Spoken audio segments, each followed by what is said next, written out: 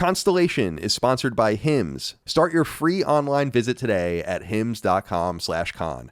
That's HIMS.com/CON. That's hims.com/con for your personalized ED treatment options and much more. Again, that's hims.com/con for online, affordable, accessible, and useful men's healthcare. The products mentioned are chewable compounded products, which are not approved by or verified for safety and effectiveness by the FDA.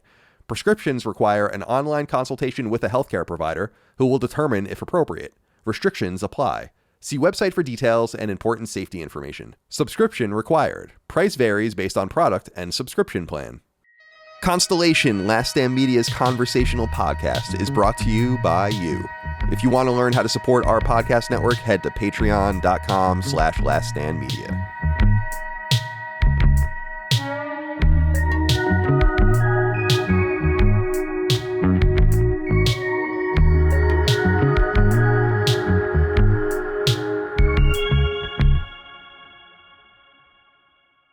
Oh, hi. Welcome in. You have arrived here to another episode of Constellation, Last Stand Media's conversational podcast. I'm your host, Dagster, Moriarty. Thank you very much for joining us. With me today, if I had to define this squad, I would describe this trio as an absolute gaming brain trust. These are three guys that know their video games. Right? Smart. I love the term video brain game trust. people. It's a good term. It's a good That's term. what I'm saying. It's good. And listen, I'm happy to be the resident idiot today. It's fine. I'll be the fall guy. Let me give these fellas the floor. That's enough of my tomfoolery. First, this is a guy. Do you write this all? Do you write this all down? Some of it. Because when he looks down, I figure he's reading off a script. So I was imagining him like penning this like the night before. Like, this is how I'm going to lay it out. You're regular you don't Mark Twain, aren't you? You're interrupting the Dagster. Sorry. I'll start over from the beginning. Don't tempt me. Look at this guy. This is who I want to go to first today. You know who I'm going to first. Rick, if you're nasty. Hoeg, everybody. What's up, Hoeg? It's good to see you, my friend. I'm excited to be here. And you sell yourself short, Dagan. I am always impressed by the topics that you send over because mine always feel lame in comparison. And I am always enthused to see what you have to say. You're too kind. You're too kind, Rich. It's good to see you. It's good to have you. You are probably the guy I get to sit with the least. So it's always a treat, and I can't get tired of you. Because we just don't I am sure I can prove that wrong, but I really appreciate the notion. Let's test it. We'll talk to Michael. Let's test it in 2025. We'll do more stuff. And we'll see how that goes. It's good to have you on. It's good to have you. This is quite the team. This almost feels like it was curated on purpose. Next, I want to tell you this about this fella. Don't be fooled by the name. This dude doesn't play. He does play, but he doesn't play. You picking up what I'm putting down? Mr. Matty plays, everybody. What's up, Matty? Hello. Excited to be here. Now, when you say I don't play, you mean like I don't mess around? Like I'm a guy not to be trifled with, kind of? No, we don't play that. You get right to it. Yeah. No, we mean you're a fake guy who hides his achievements and doesn't actually play any of the games. Well, it's good to be here nonetheless. I'm glad to have the moniker of tough guy for the show. That I do not mess around. Yeah, I wouldn't be used to that kind of description either. That's something you probably don't get. I've never heard that about myself my entire life. Like, that guy's tough. It's like, you just walk through me.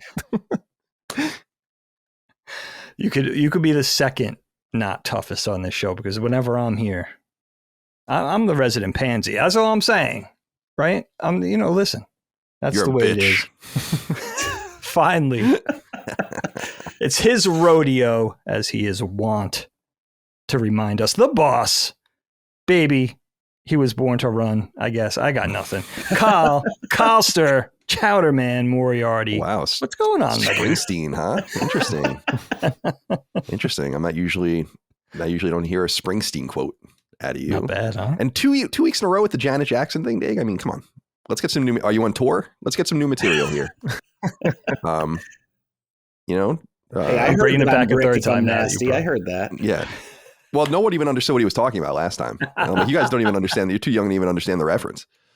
Oh, that's sad. Yeah, I didn't even think of that. Yeah. You're right. That's a 30 plus year old reference at this That's point. terrible. It's good to be here. Good to see you. Good to see everyone. Long week. Fucking shot. Probably look like it. And went to bed at like 5 a.m, so this should be interesting. Really? Yeah. That was me the day before. I'm lucky I got a decent night's rest for this show, because otherwise I'd be, I don't know what I'd be thinking.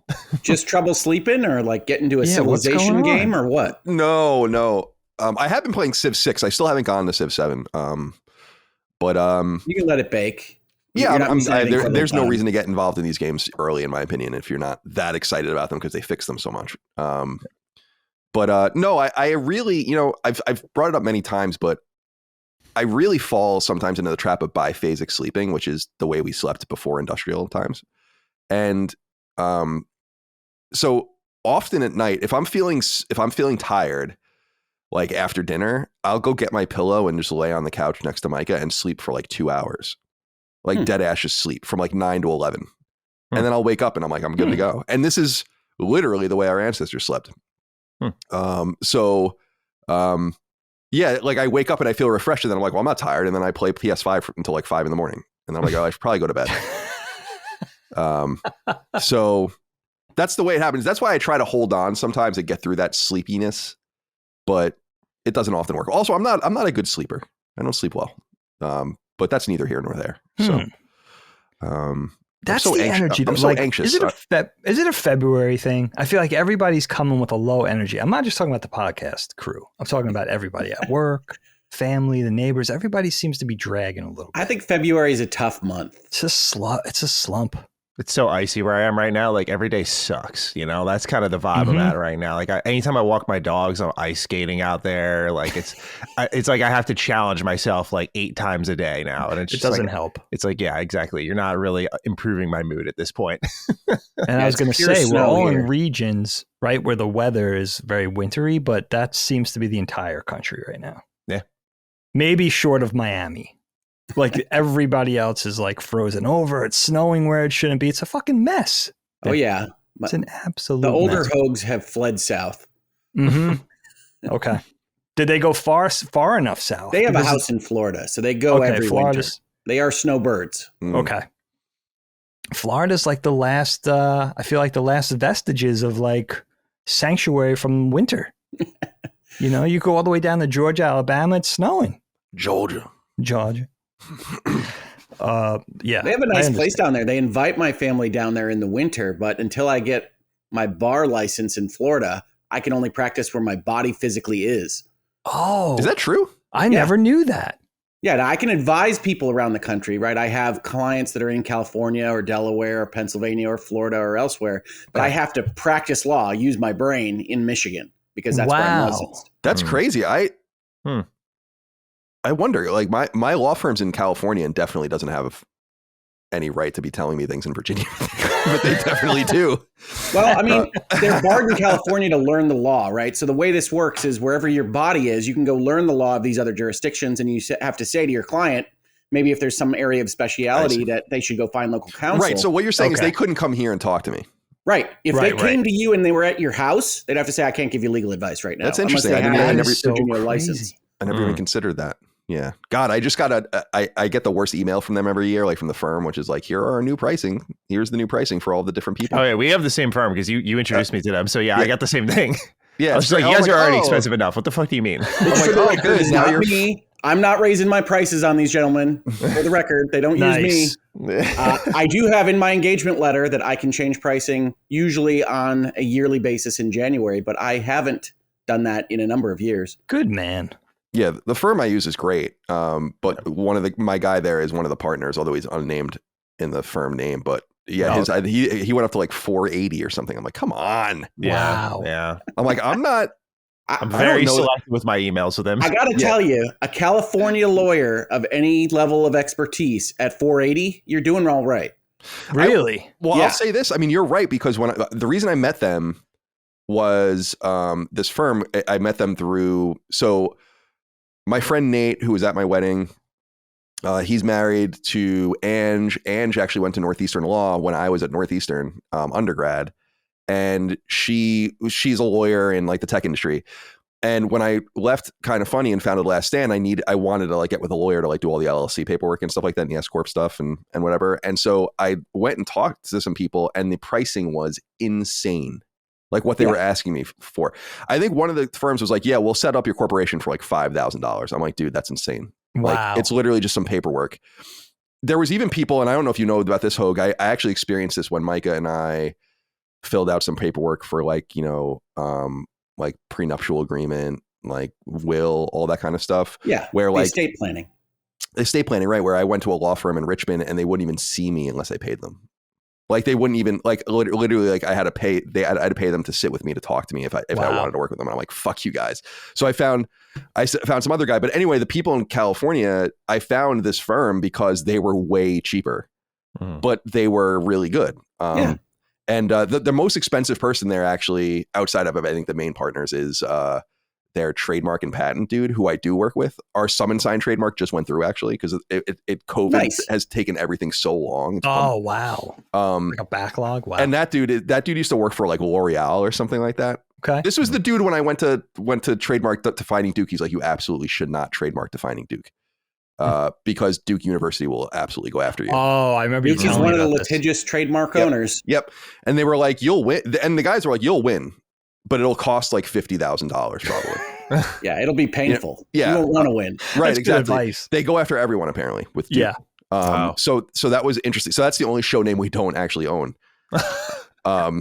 Because it's like, well, yeah, it kind of sucks because I love that name. I've named all of the shows with the exception of, actually, the newer ones I didn't name. I didn't name Punching Up. I didn't name Summon Sign because I wanted to name Punching Up something else. I don't remember. Should I just post a note over my hat? Yeah, put it. I was going to say, yeah, you have your Duke hat on. That's not an endorsement, Duke University. We're not trying to say that you are sponsors of the show. But anyway, I'm going on and on. What I'm saying is that I found these guys because they were way more affordable, and they're great. They've done great work for me over the years on a lot of things. And they work for Matty now too. But yeah, one thing video games can teach you wrongly is that things that are more expensive are inherently more valuable. That sword will get you +2. That law firm will be 5 times better. That's not how pricing works in the real world. So you can find those deals it doesn't mean that they're just bad at their jobs. Right. Yeah. And they really do rep Last Stand. Like I send them shirts and like stickers and like they wear them at the gym and shit. And like, they're proud. That's cool. Yeah, it's cool. Like they helped spool us up. And we're definitely not one of their bigger clients. I mean, I for sure. But I was going to ask, do you know who else they?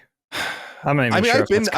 I've been in their offices in San Francisco a few times when I've been there, and they have it's a beautiful place. Like, it's a classic law firm. It almost seems like classic 80s law firm. Everything's wood and leather. That's just the way it is. Yeah. That's not limited to the 80s. Glass and dark wood. Right. I was going to say that's the other thing was everything. All the offices were glass, and there was just conference rooms and people working and all that kind of stuff. But no one was familiar to me, and I'm not going to be like, who are your other clients? They probably can't tell you. I know, exactly. Or at least not easily. Confidential, right. But I'm important enough that they send one of the guys that works at the firm or is one of the partners owns a winery in Napa. And so as one does. As one does. And so every year, did you get this, Matty, this last year? I don't know if you're up on the if list you're about yet. to say you got a bottle of wine, I'm not on that level. They set my company up and they said, thanks for your business, man. Yeah, I guess you'll have to use them a little more. But yeah, they send a bottle of wine. Now, are they totally up on their game? Not really, because the bottle of wine still goes to mom's address, even though I lived there for 3 months in 2020. Oh. So it doesn't matter how many times I say it. It's the same thing with the government, by the way. It doesn't matter how many times they're hard to maintain. I got to tell you. When you're writing your IRS programming in COBOL, it's probably going to be really hard to change things. But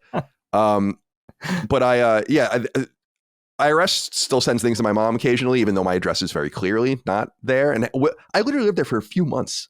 Yeah, it wasn't long. And that was the state of Virginia, everything goes to there still. So. It's good. And as I said, I also got a ballot to that address in Virginia from California to vote in the gubernatorial race. So that's also fun. It's like, okay, great. Not ideal. How does it even spit out another state in the address? And no one's like, strange. I don't think that should be going there. Guys, we're CA, not VA. Yeah, right. Anyway, I digress. Quick story. Do you know Hoeg, you're the only one who would know this. There's that female lawyer. I think she's American, but I think she's Indian, and she's like super aligned with Trump. She's like a famous like litigator. I can't remember her name.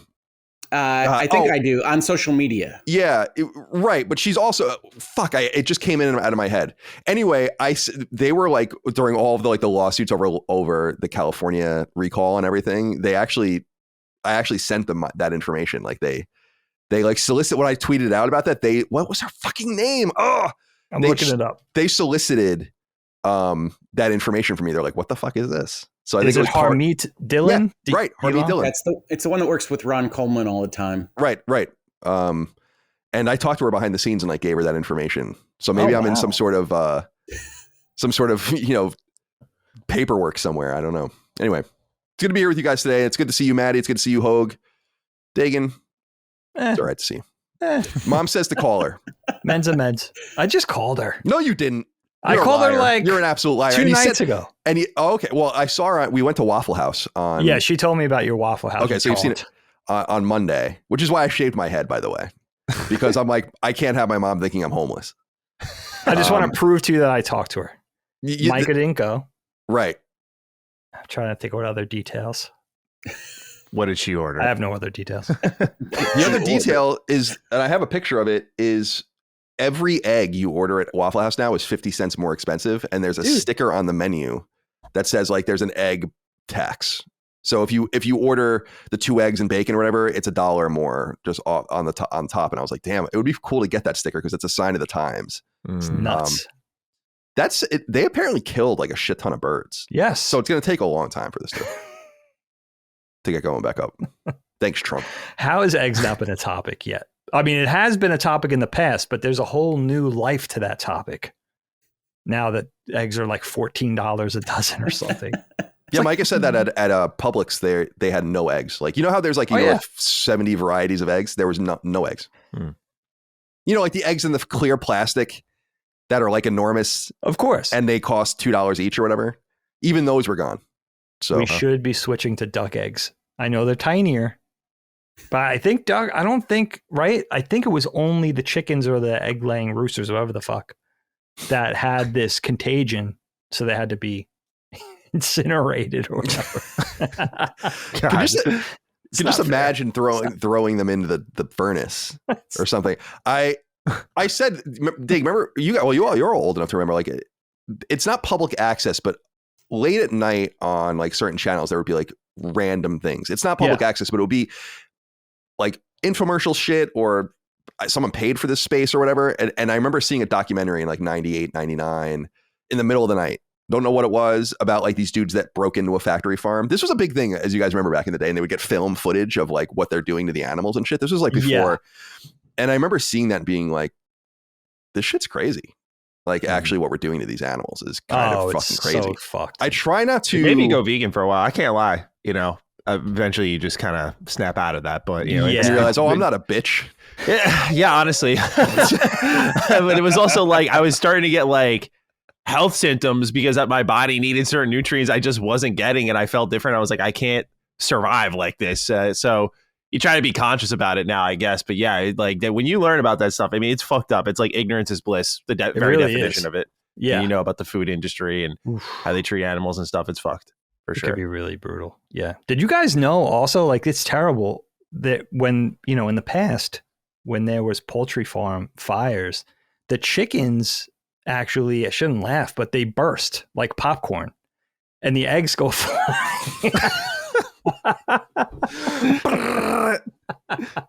They just like so many kernels of popcorn. Ejecta.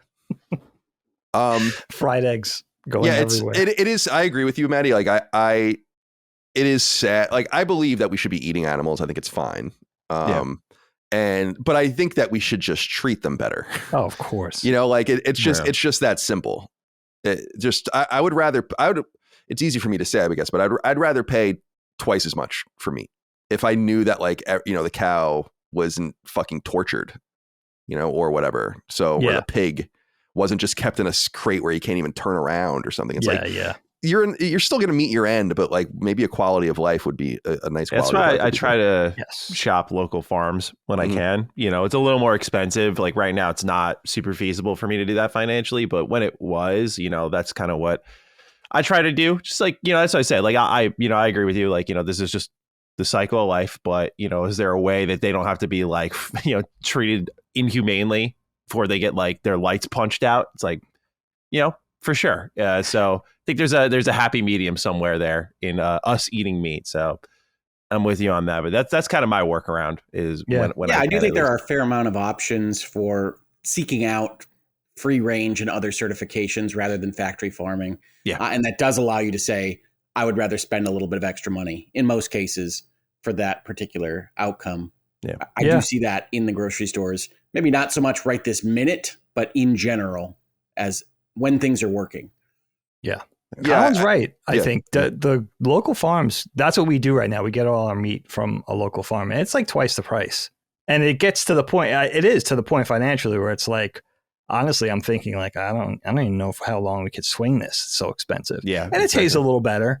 And it's nice. There is a taste that, that's true. Definitely tastes better. Yeah, because they're feeding it probably more naturally and whatnot. Yeah, it's free range. Because sometimes like the cows, I forgot what it was, but they'll like inject them with something that like artificially fattens them up and stuff. It's just, it's crazy. It's technically not good for you to be eating that stuff at the end of the day. So it's like, you know, it's good to look into anyway. Well, it's crazy to me, like agriculture generally, and since we're in civilization mode, animal husbandry. What's interesting to me is like it makes sense like intellectually to say we have jacked up these crops so much at this point, right? Why don't we just do it to the animals? But like there is like a delineation between those things. For instance, like you guys all know, like corn, the corn we're eating is not the corn that was here. Like when the colonials met the Indians and they were eating, it's like not the corn. It's like totally fucking crazy what they've done to it. They've, you know, over time adapted it and selected for it and all of the rest. Even wheat, it was a big revolution after, I mean, it was this is considered one of the great inventions of literally all time. If you read about it, I think it was right after World War II where they engineered wheat to hold heavier, like, you know, wheat yields or whatever on top of the stems or the stalks. And so they don't flop over and die and shit like that. So it's like cool I think what we've done to the crops is like amazing. And I always hate when people are like, oh, this is fucking, it's like, no, dude, they're like engineering the shit out of this to use the nutrients the best, to get the most out of the sunlight, to do all I think that makes a lot of sense because they're living, but they're not. Like, or at least we don't think they're sentient, right? Maybe they are. Maybe they're fucking screaming. Like the tomato plant's like fucking screaming. That's so crazy. But I doubt it. But but it's like, okay, so yeah, let's like fatten the pig up and make it 50 times bigger, or 50% bigger, and all of these kinds of things. And it's like, yeah, but it's alive. It's just different. It's kind of like some of these breeds of dogs that exist, which are all very cute. And I love dogs. I love them. But I'm like, damn, this is unnatural. You know, look at this fucking thing. This thing can't even breathe. It's entertaining though. It is. It's like, it is. Right. Like we have a lot of French bulldogs in our family, Dagan and I, with like my uncle and aunt. Both of them, and our cousins and stuff like that. And it's like, they're fucking cute, but they're like, one of them like cannot breathe. Like he like snorts even when he's just like laying down, just living. He's still so happy though. He is. Yeah. They are happy. Right. They seem happy. Yeah. They're fucking stupid too. I mean, that's the other thing. And I say that as a Boston Terrier owner. Happiness. Boston Terriers are stupid as fuck. So I'm not saying that as an insult. As we often remind people, there was a ranking of 130 dog intelligences, and Boston Terriers are 100. So what was the dumbest? Do you remember? There is a like a relationship between them getting smaller and smaller, obviously though. Smaller and smaller brains. Now I'm curious who the smartest dog is. It was probably Poodle's one of the smartest. I think I'm talking on my ass a little bit here. Dog breed. Like the sheep dogs and the border collies. Border collies, German shepherds, golden retrievers, poodles, and Doberman pinschers. Yeah. Poodles. I always hear that. We have a toy poodle, and he is really fucking smart. Like Pretty the way bright. he interacts with you, the way he like, you can see how his like gears turn and how he'll like do things to get other things. Like he is a higher level of intelligence compared to our other dog, Rufus, who's a rat terrier, who is just like a dog. I love him to death, but he is such like a dog's dog, like barks at the mailman, you know, whines for his food. Like he's just like your average Joe 9-to-5 dog in all the best ways. We were making, I looked up Boston Terriers. Boston Terriers are considered to have an average intelligence. They can learn new commands, but may need 20 to 25 repetitions. Okay. The big thing about them is that and this is what it says here, is that they're stubborn. Like they just don't listen. They don't give a fuck. Like they really don't care. And we always make fun of them because like I'll say something very simple and they just won't do it. And then I'll use like a complex sentence and say like 3 different things and they'll like do it. So are they dumb or smart? That's the question. Well, right. Like might be. They're willful, I think, in the sense that there are no consequences for them. Right? Like what am I going to do? I mean, I've yelled at them a few times and, but like we don't even walk them on a collar because it's considered inhumane for short-nosed breeds to do that to them. So like even walking them, they've never really paid a price for not coming or not doing, so I think it probably has something to do with that too. But they live a life with no pain. That's good. You're good owner then. Russian treble, man. They're like my best friends. It's like I live a reclusive JD Salinger style life. These are my best friends. So I see the dumbest dog. Yeah. In a couple of different online polls, this one keeps coming up, the Afghan hound. That's weird, right? Is that like one of the long-haired, looks like a greyhound, but long-haired, like one of the racing dogs. You might see them in the track down in Florida for all you snowbirds. Yeah. They have like a head of hair. Yeah. They're the dumbest. That's so interesting. They're there's like, what do they call it? An alpha on a graph where there's like a general relationship between size and brain power, but it's not a rule. Right.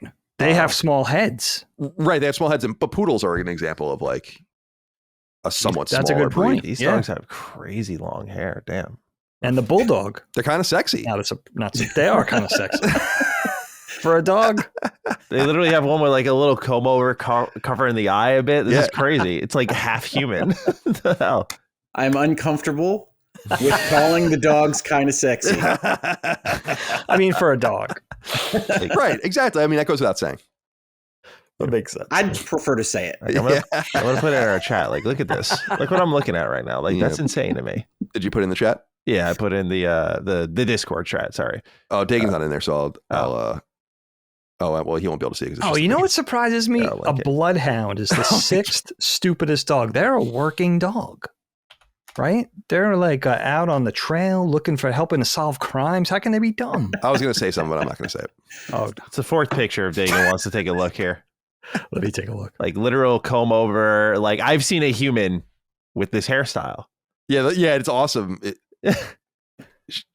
Like that's unbelievable. I've never seen that before. I didn't know a dog could do that. That is fantastic. Constellation is sponsored by Hims, the men's healthcare brand that can help stem hair loss, encourage weight loss, tackle your anxiety, improve your skin, and yes, indeed, enhance your life in the bedroom too. To learn more, head to hims.com/con. That's CON to check out a plethora of treatment options. So I just looked at Wikipedia to verify, and it's true. I was in 9th grade when Viagra hit the market in 1998, and as a young kid, all I can remember about those days was how awkward the onslaught of commercials for it were, as I sat there timidly watching TV with my dad, with literally Bob Dole talking about getting hard. Yes, the former presidential candidate, he was talking about erectile dysfunction, and I couldn't take it. But we're all adults here, aren't we? And all these many years later, dealing with ED by way of some useful medication is about as common as can be. If you've ever wondered if you could get a boost to your own bedroom activities, the experts at Hims may be able to point you in the right direction. But the help Hims can provide your everyday man doesn't just stop there. Indeed, that's merely scratching the surface. Men-centric health means dealing with hair loss, weight gain, anxiety issues, skin problems, and more. And thankfully, Hims has you covered there too, with a variety of options available to you over the internet without the need for awkward, expensive, and inconvenient in-person doctor visits. To get started, Hims will provide you with a questionnaire and determine what treatment options may be right for you, if any. And since Hims is all about affordable subscriptions, you can keep your insurance card in your pocket. There's no need. So whether you're looking for a solution to your creeping anxiety, wondering if you can stop hair loss in its tracks, curious if you can get back to fighting weight, and yes, restart your love life with some old-fashioned boner pills, my friends at Hims have you covered. Start your free online visit today at hims.com/con. That's HIMS.com/CON. That's hims.com/con for your personalized ED treatment options and much more. Again, that's hims.com/con for online, affordable, accessible, and useful men's healthcare. The products mentioned are chewable compounded products, which are not approved by or verified for safety and effectiveness by the FDA. Prescriptions require an online consultation with a healthcare provider who will determine if appropriate. Restrictions apply. See website for details and important safety information. Subscription required. Price varies based on product and subscription plan. That's a funny Dude, you know what it is? It's the eyes. It's got sultry eyes. It's got bedroom eyes. Bedroom eyes. I was just listening to REO Speedwagon. They love using that term. Yeah, I feel like that's very REO Speedway. Like no one's really used that since the 80s. Yeah. What is the? Yeah, it's on. Take it on. This video too is just. I know. Take it on the run. This, but it's crazy. You're thinking up your white lies. You're putting on your bedroom eyes. Very nice, dude. I was listening to REO a lot recently for some reason, and it's like all of these songs are the same. They are all the same. That's fine. People say that about bands I like, but it's like worked for them. I'm sorry. This is the most majestic dog I've ever so majestic. Seen. I'm going to look at it again. Matty's out. He's just pulling up photos of dogs. Yeah, I'm just spamming the chat right now with photos of this dog because I put it in our Discord, but like this dog is literally standing on a mountain, like looking out into the distance while the hair is blowing in the wind. Yeah, the hair's crazy. But they have the dog face. It's like something out of a fantasy novel. Like, it's interesting. It's like a new Elder Scrolls race or something. I don't know, man. Yeah. It's crazy. Yeah. Something about it. Yeah. Shout out to dogs. Very attractive. I'm just going to leave that up. You know what's Mike and I sometimes I'll like like the different dog shows, or they make them do the tricks, and the puppy bowl is the culmination of all of it. Hell yeah. And on a neutral site but like the Westminster Dog Show and all that kind of stuff, it's so funny how crazy these people are about their dogs, like where they have the treats in their mouth. You know what I'm talking about? They feed the treats out of their own mouth to their dogs. I assume it's not like kibble or something like that. It's probably not the worst thing, but it's amazing. Like I watch the Boston Terriers do it, and I'm like, dude, these Bostons are so out of line compared to like the Bostons I have. Like, my dogs would never listen to me like this. Somebody's gonna lose a lip. Yeah, it's like they're like a priest at church. And they're just constantly doing that.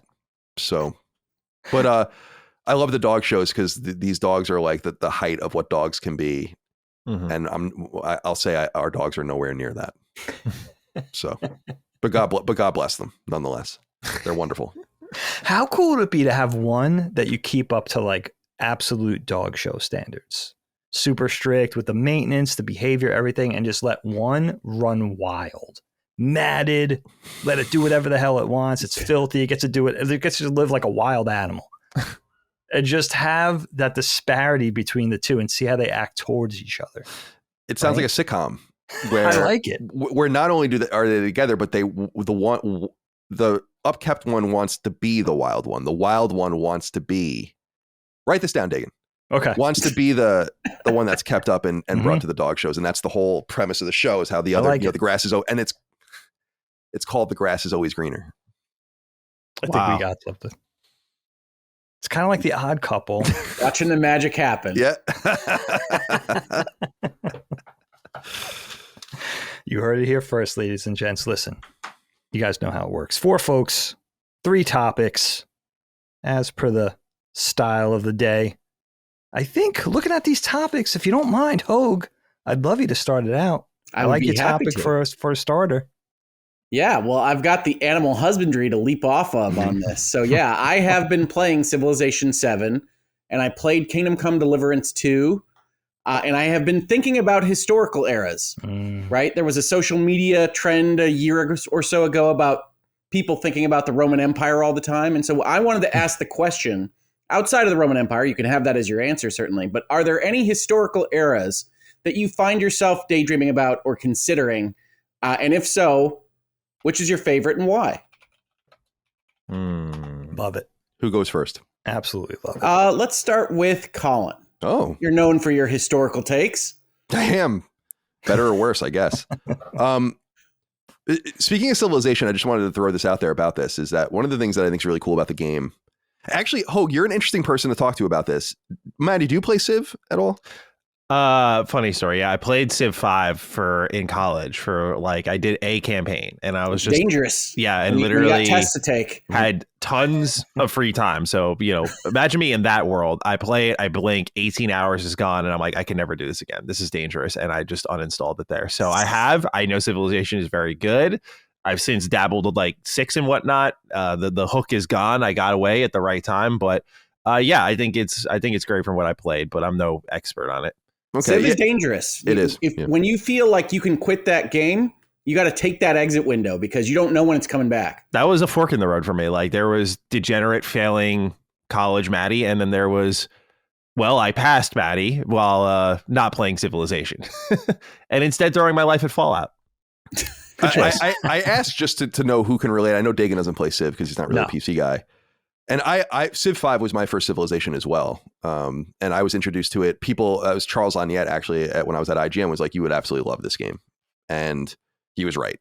And so I lost on Civ 5. I lost, I would say I played that game for at least 100 hours, if not more. And then Civ 6, I've played probably for 50 to 70 hours at this point. I got it when it came out on PS5.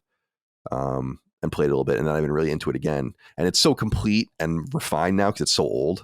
So I'm I'm really enjoying. Give them a that. decade to bake, right? And they really tighten up that design. The same thing will happen with 7, right? Exactly. Which is why I'm waiting. And I'm just not that eager to play. I know Dustin's really enjoying it though.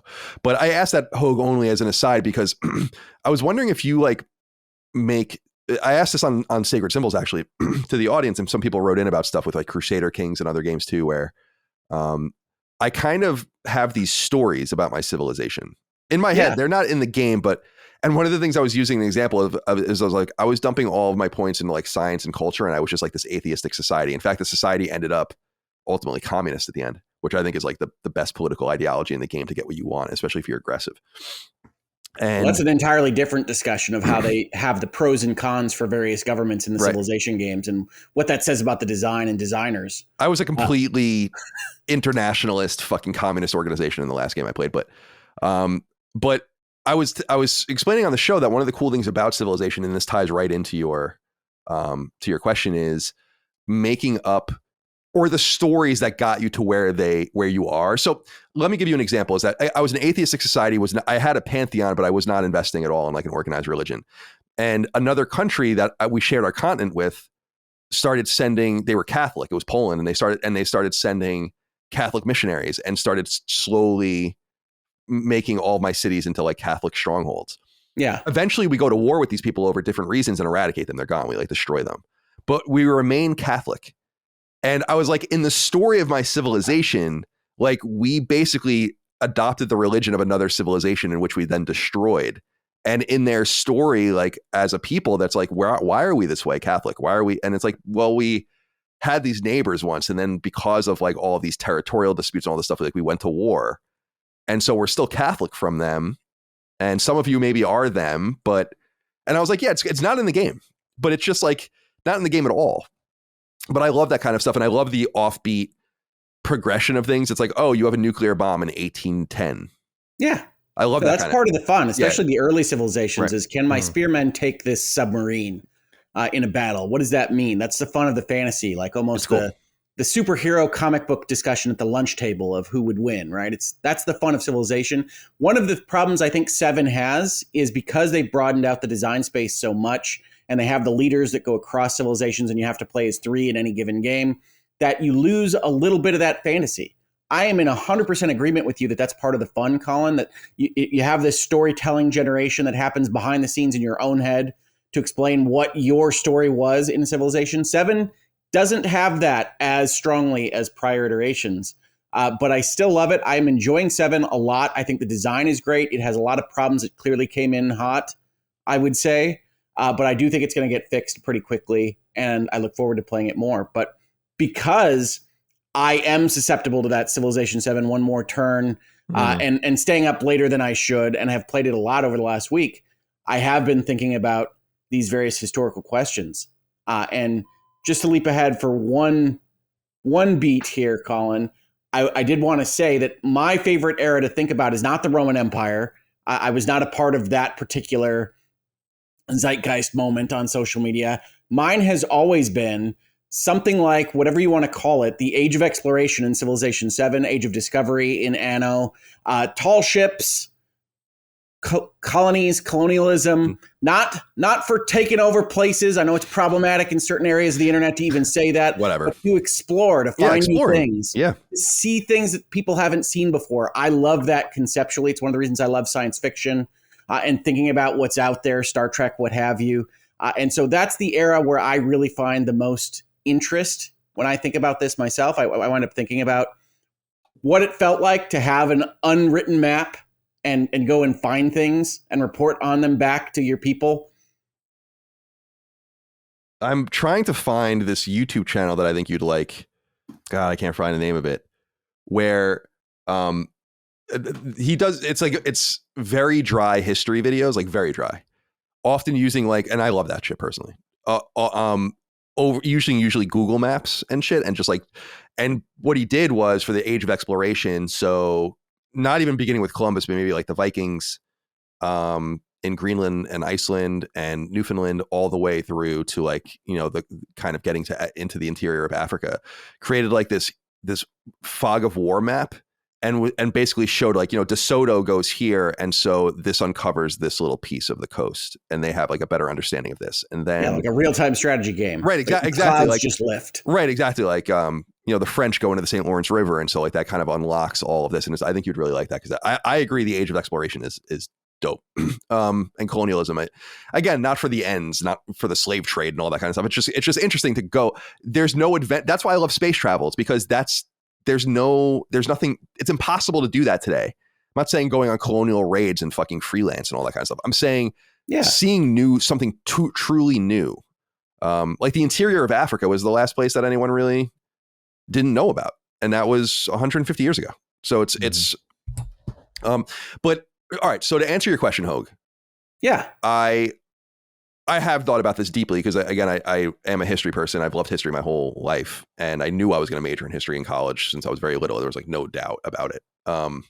Anyone in my life would tell you that. So I have thought a great deal about it. My answer is that colonial America is my favorite era. That's always been true. That was my specialty, and that was what I was going to study even deeper in grad school. But it's funny, the Roman Empire thing that was circulating recently is funny because it's not that I don't care about it. Antiquity is tough for me because really anything before the printing press in some sense is tough for me, because I feel like there's how do I say this? There's an overconfidence in academic circles, I know for a fact, about what they know about things based on scant evidence. There are entire and I'm certainly okay with this question being essentially, what is your favorite era, even if it's romanticized as seen in movies from Ridley Scott or what have you. So I get that historically. And I agree that there's a lot of practices, not just in history, but across academia, where you have things that are studied and people say that they know a lot more than they really do. And we see historical studies in law all the time, especially now with the Supreme Court that is at least presenting as originalist and will tell you what the founding fathers thought that they were writing in the Constitution, and maybe can squeeze the sides to make their point a little bit better as to what was being said in those conversations, even though the exact opposite might also be being said in those conversations at the same time. That the practice of being a historian is interpretive in some respects. So I get that. Yeah, it's like a good example of what I'm saying is, or what I'm getting into is, we know exactly what the founders thought of the Constitution because they wrote the Federalist Papers anonymously, but we have all of this printing and all of this firsthand account and all of the minutes of the Constitutional Convention and all of this information. So there's really no doubt. There's no doubt about what they were thinking and what they were saying to each other. But when, King John and, signed Magna Carta, which was in 1215, we really have actually very little comparable about what people were thinking, what people were saying. Most people weren't even literate. There was no printing press. And the further back you go, the more pronounced that gets. To the point, what I was saying earlier was there are entire like philosophers, early church fathers and saints, all sorts of things that are only known because someone else wrote about what they wrote. In other words, like their entire codex of information doesn't even exist. And literally is only mentioned because someone's like, oh, did you read what this dude wrote? And everyone's like, oh, that dude wrote something. We don't know it. You only get the comments. Not right, the video. exactly. Right. Yeah. And this becomes, Egyptology is really about this too, where like a lot of stuff is assumed and known in quotes about things just based on hieroglyphics. And we think this pyramid was for this, but you really don't know. Unlike the Constitutional Convention, where we know like John Jay wrote that and James Madison wrote those Federalist Papers, and Franklin said this, and all whatever the case might be. It's like, no, you really have no fucking clue. And that always put me off from, and I brought this up in the past about deep anthropology.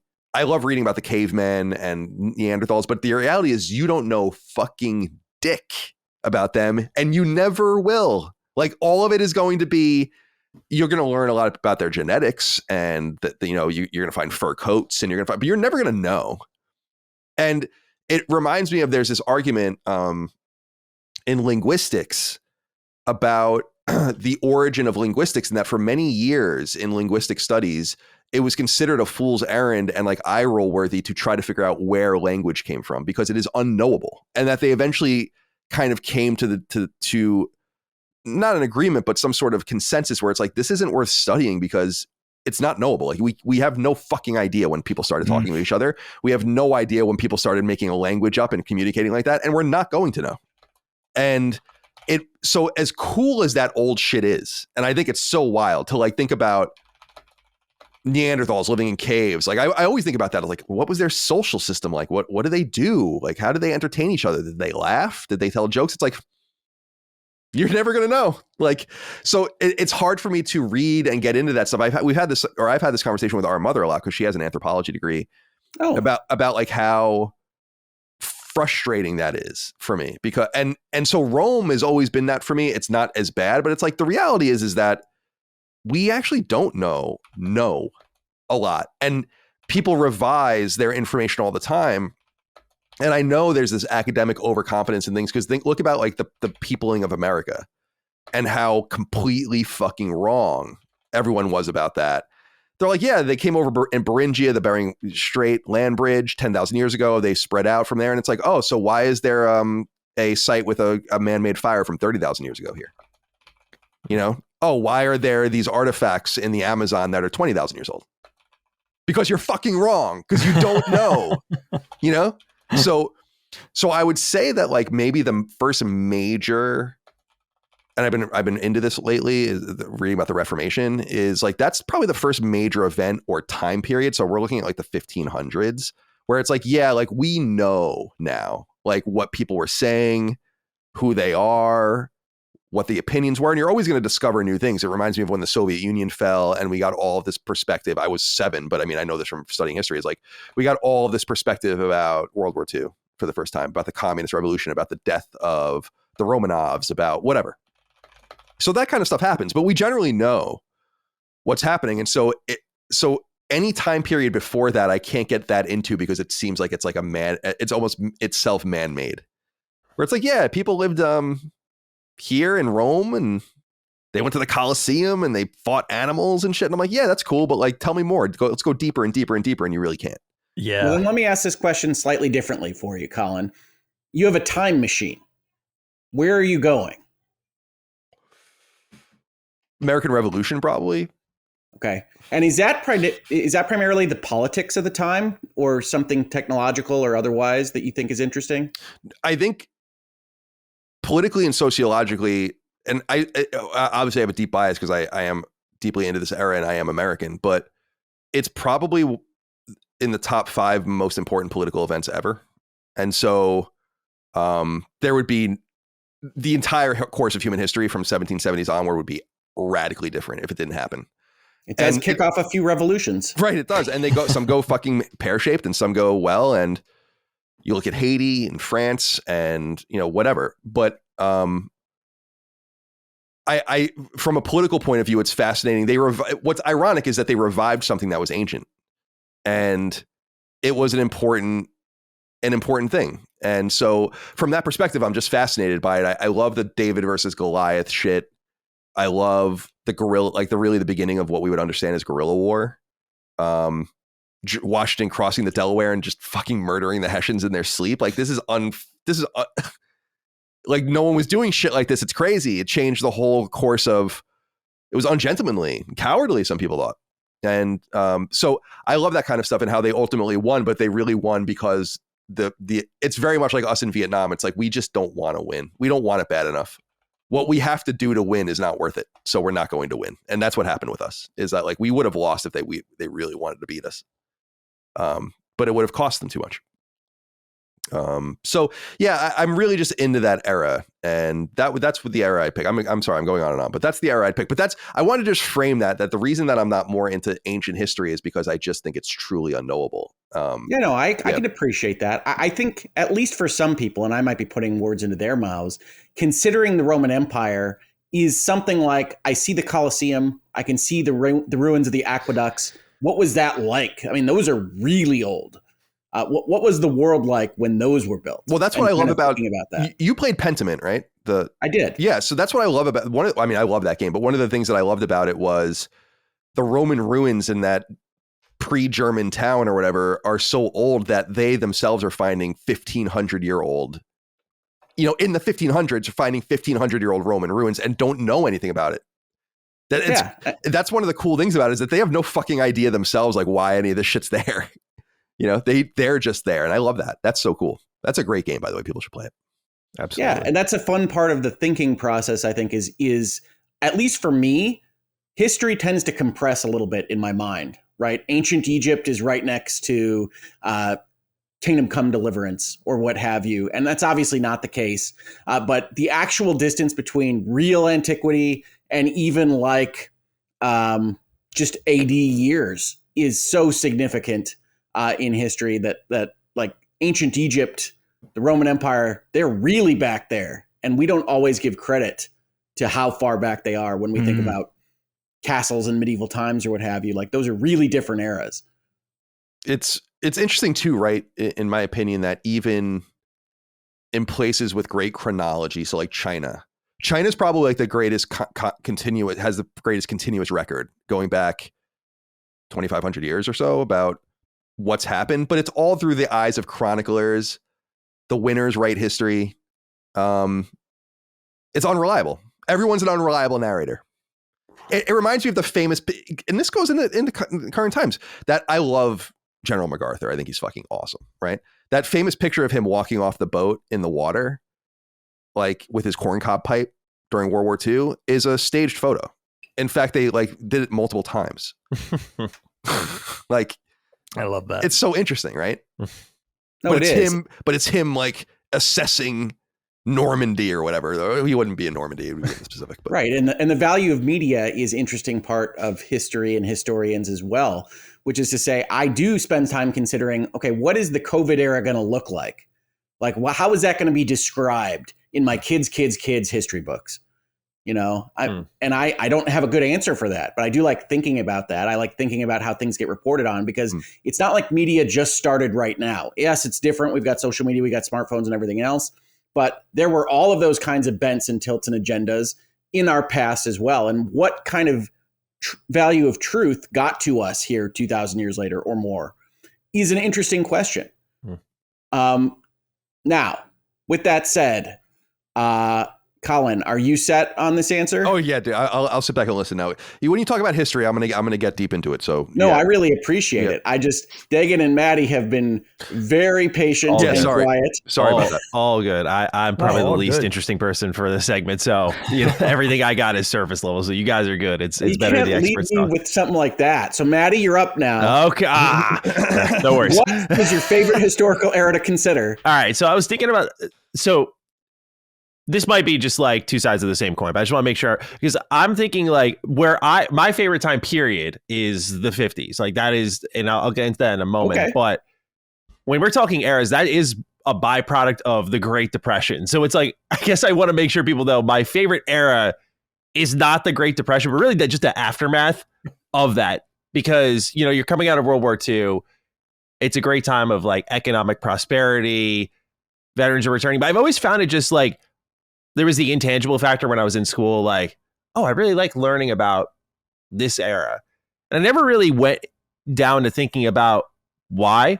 I think part of it is nowadays with how just complex life is. There is a simplistic nature to watching life in the 50s. And I say watching because I've shouted out this channel multiple times on the show, but there's this channel, NASS, N-A-S-S, that just remasters like videos from 1920s to the 50s.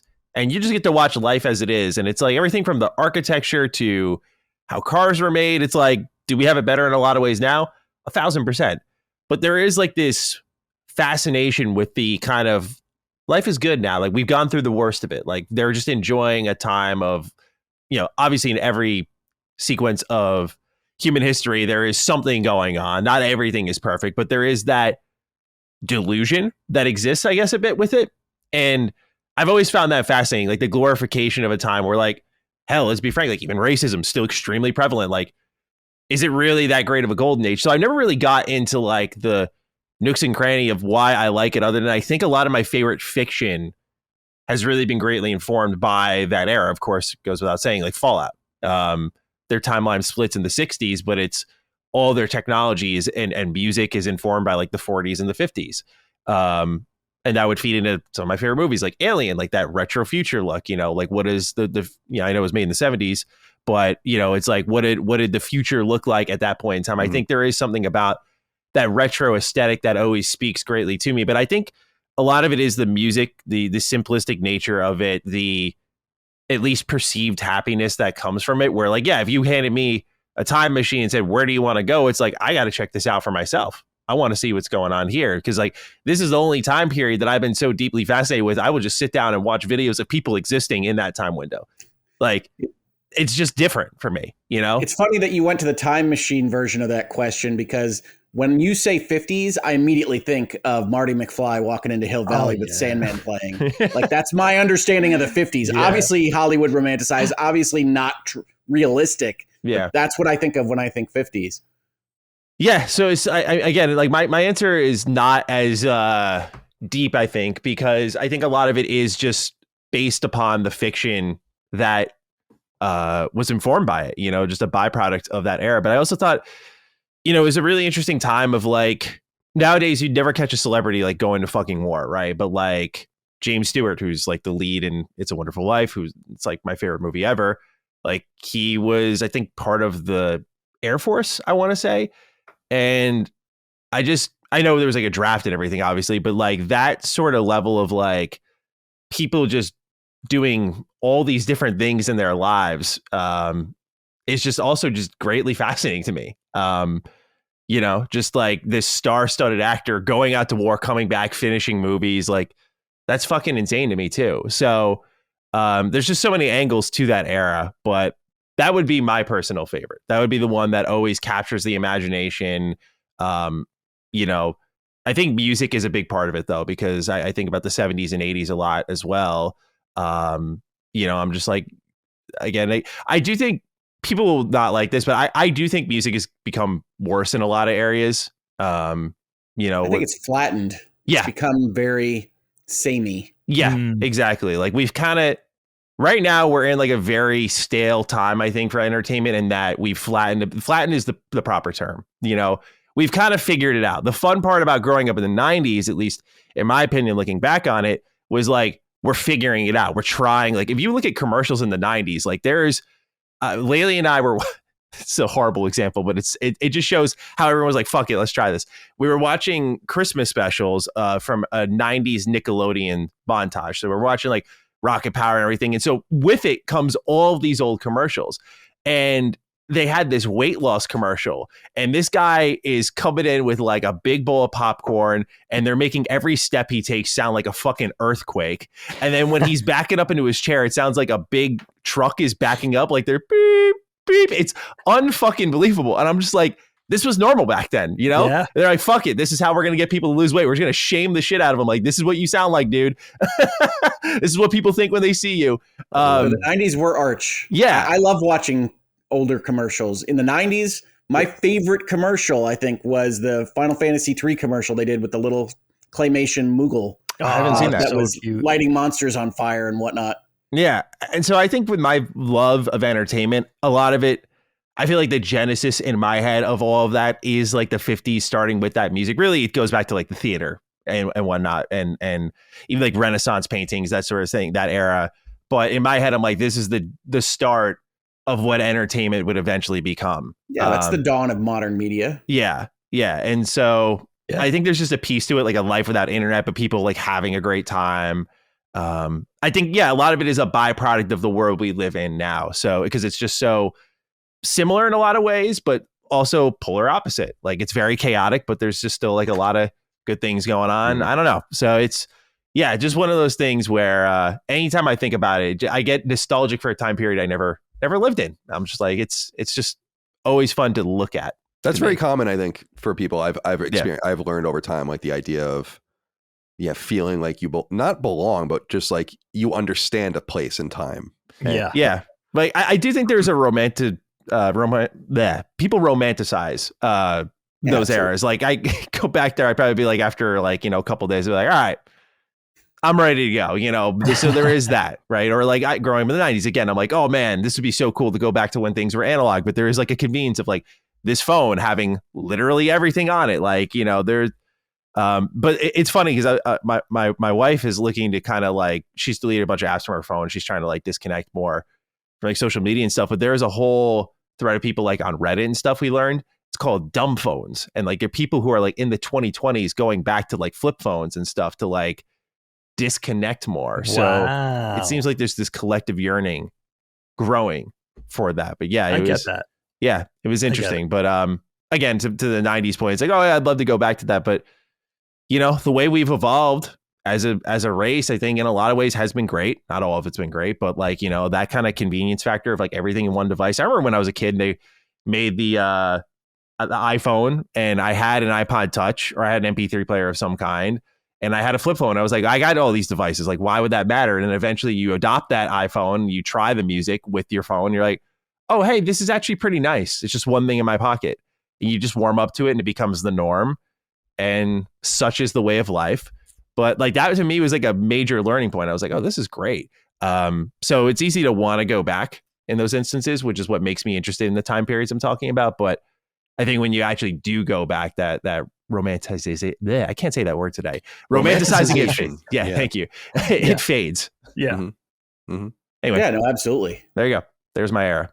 I appreciate it, Matty. I thought your answer was great. Oh, you're now, so Dagan, you're last up. What do you got for us? Shock and awe. Nice. Let's go. Let's take it back.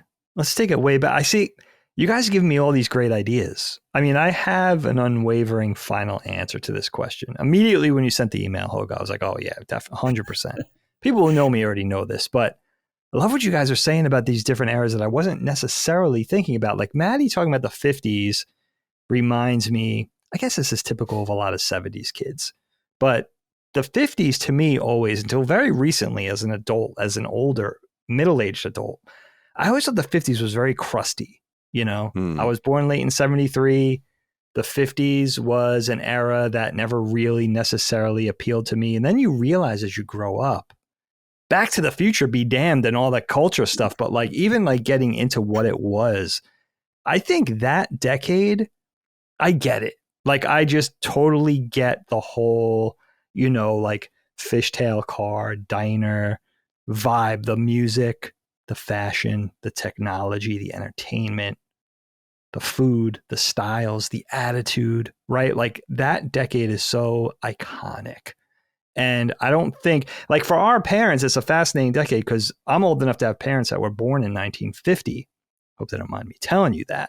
So they were there for it. So it's like I could go straight to the horse's mouth and they could tell me, as far as their memory is concerned, what they remember growing up, being really little. I mean, they grew up in the 60s really, but they were there for the 50s. So they could tell me what it was like, what it smelled like, what it tasted like, what it looked like, what it sounded like, all that kind of thing. But I get the 50s now later in life because that decade, and I think a lot of it does sort of come down to coming out of a war and prosperity and, overcoming a real threat to Western society and life in general and all that kind of thing. Super fascinating. So that wasn't on my list, but that does give me pause because there is a profound appreciation for the 50s I never had as a kid. In fact, I really dismissed that decade. Now, my wife, a little younger than me, but she's fascinating because she, like Colin was saying, she feels deeply connected to a period that she didn't witness at all. Like she feels like, always that I was born in the wrong time thing. Her love of the 60s is crazy because she missed it completely by 6 years. Mm-hmm. But she feels deeply connected to that time period. And I think there's something about the overall energy. Maybe it's the fashion. A lot of it with the 60s, I'm sure, with her, knowing her has to do with the music. So there's definitely that kind of deep connection to. That's fascinating for me when people feel connected to a time and a place that they never even got to be a part of. That's super crazy. And I can understand, like, when Hoeg emailed us, Civilization, Kingdom Come Deliverance, all that kind of thing, of course you think of, like, all those telltale fantasy, nursery rhyme sort of time periods, right? Where it's like the medieval times, of course, super appealing, sword and sorcery. You got to have the sorcery. But that all kind of blends in with what actually happened. And then also King Arthur. And then you think of Tolkien. And it's this whole thing. It's all rolled into one. I think it's kind of intertangled with culture for me. But that's a fascinating one.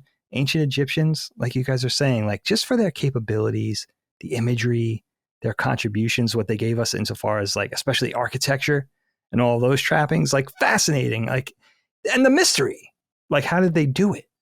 How were they capable of this so long ago? Aliens. Fascinating. I mean, I think so. I'm not ready to dismiss that 100%. I'm not either, to be honest with you. I'm not ready to dismiss that. When it became clear to me that they don't even that there's a lot of dispute about how old the Sphinx even is. Like by many thousands of years, there's like real dispute about it. I'm like, you guys don't know anything. It's like, how? It just annoys the shit out of me. Like, you don't know fucking anything about what these things are doing, how these things were built. Anyway, next.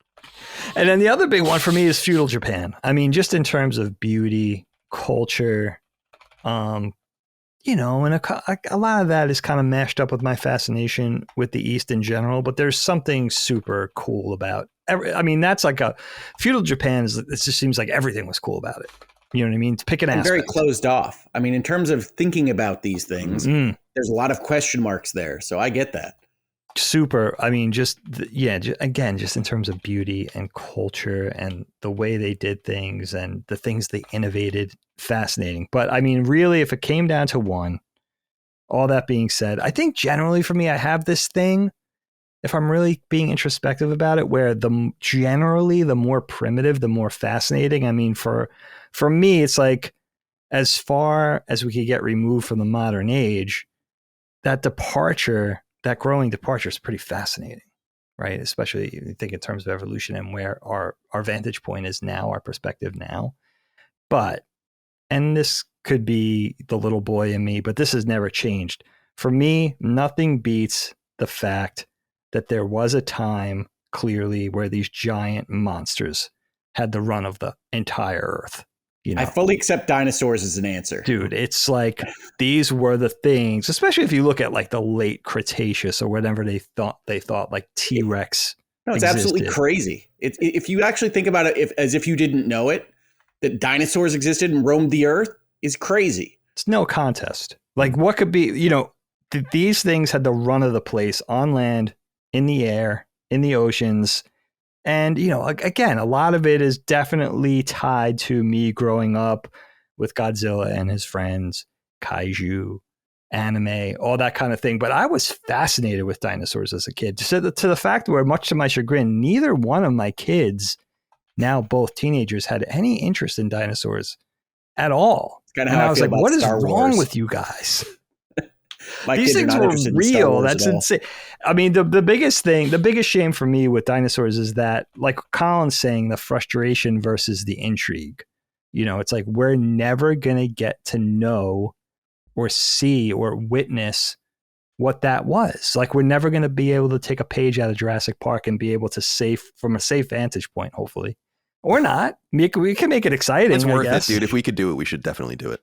I mean, I totally believe that. If we had a way to, I don't think we can. I think they're just too old because the mammoths and shit are definitely coming back. Like that's something you should definitely prepare yourself for in the next few years. That's so crazy. That's happening. That's going to happen. So yeah. Mammoths and saber-toothed tigers and all that. That was only growing up in the 70s and 80s and learning about all that. Those only paled in comparison to the big dinosaurs. You know, if we never learned about Triceratops and T-Rex and Stegosaurus and all that, then those runner-ups would have been it.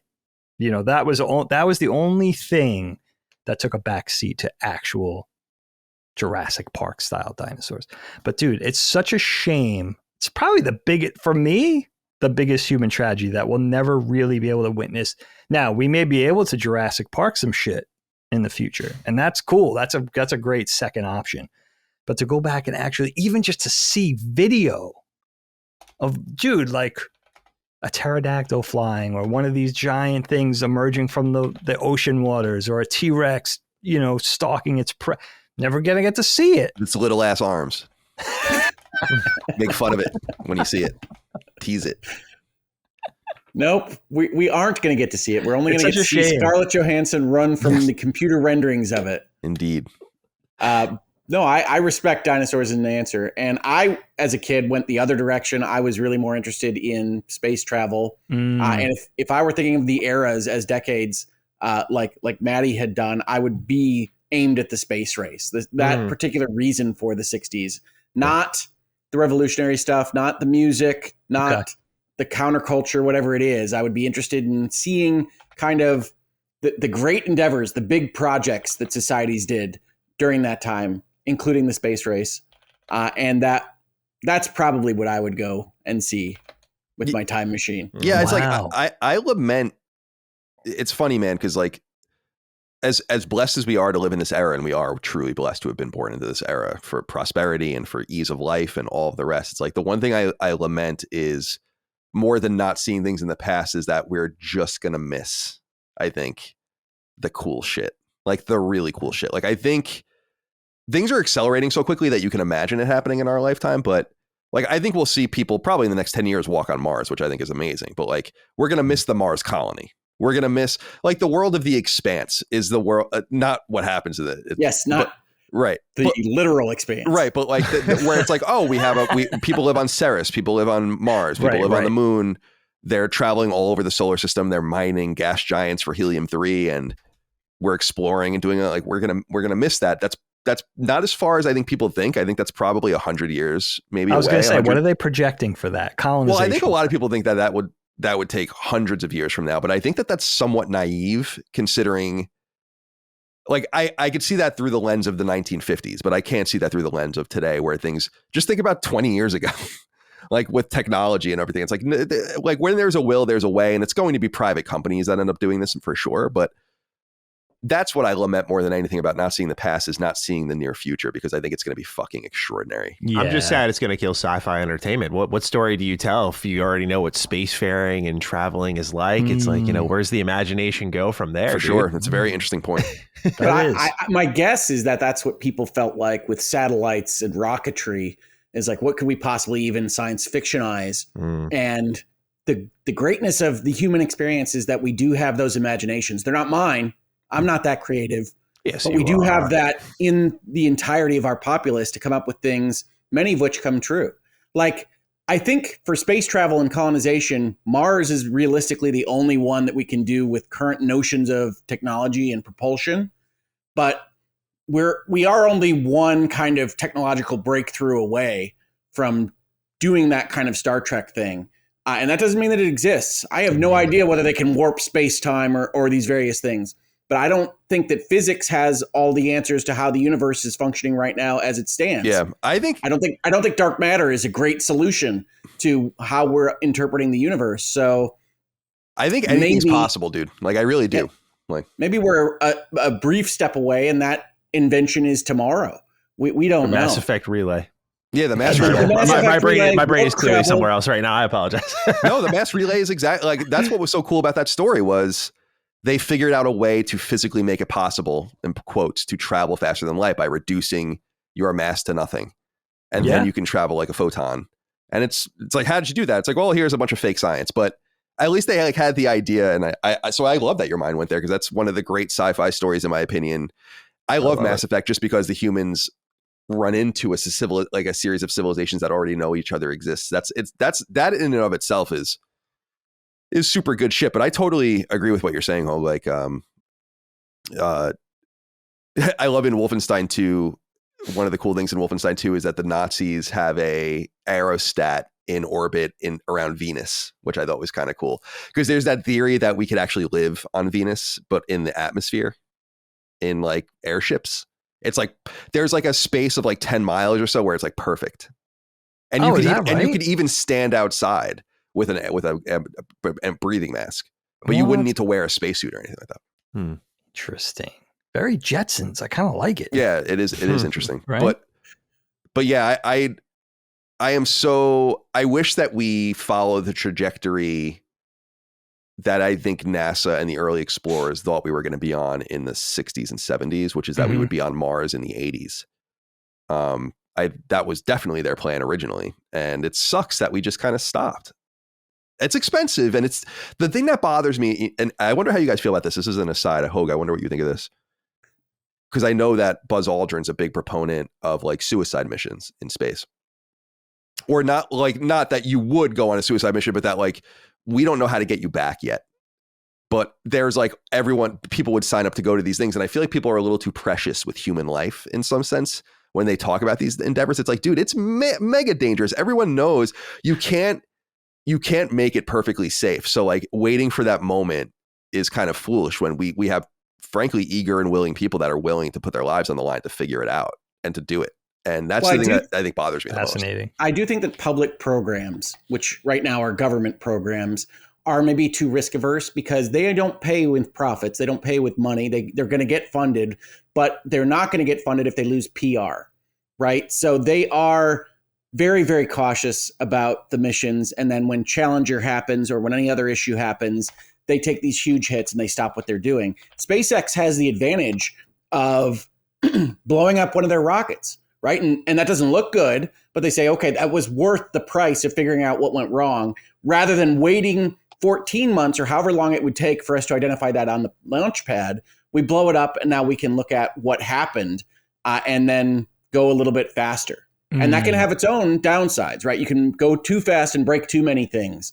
But I do tend to think that the government programs have at minimum a problem with, as you say, being too precious with human life. But I think this goes for all great societal government or public programs, which is to say, I think that like the FDA or the various medical agencies should be a little bit more willing for the person that's terminal to be allowed to do whatever the heck they want without getting all these different approvals on these various things. But they don't want those on the medical records. They don't want to be responsible for that death, what have you.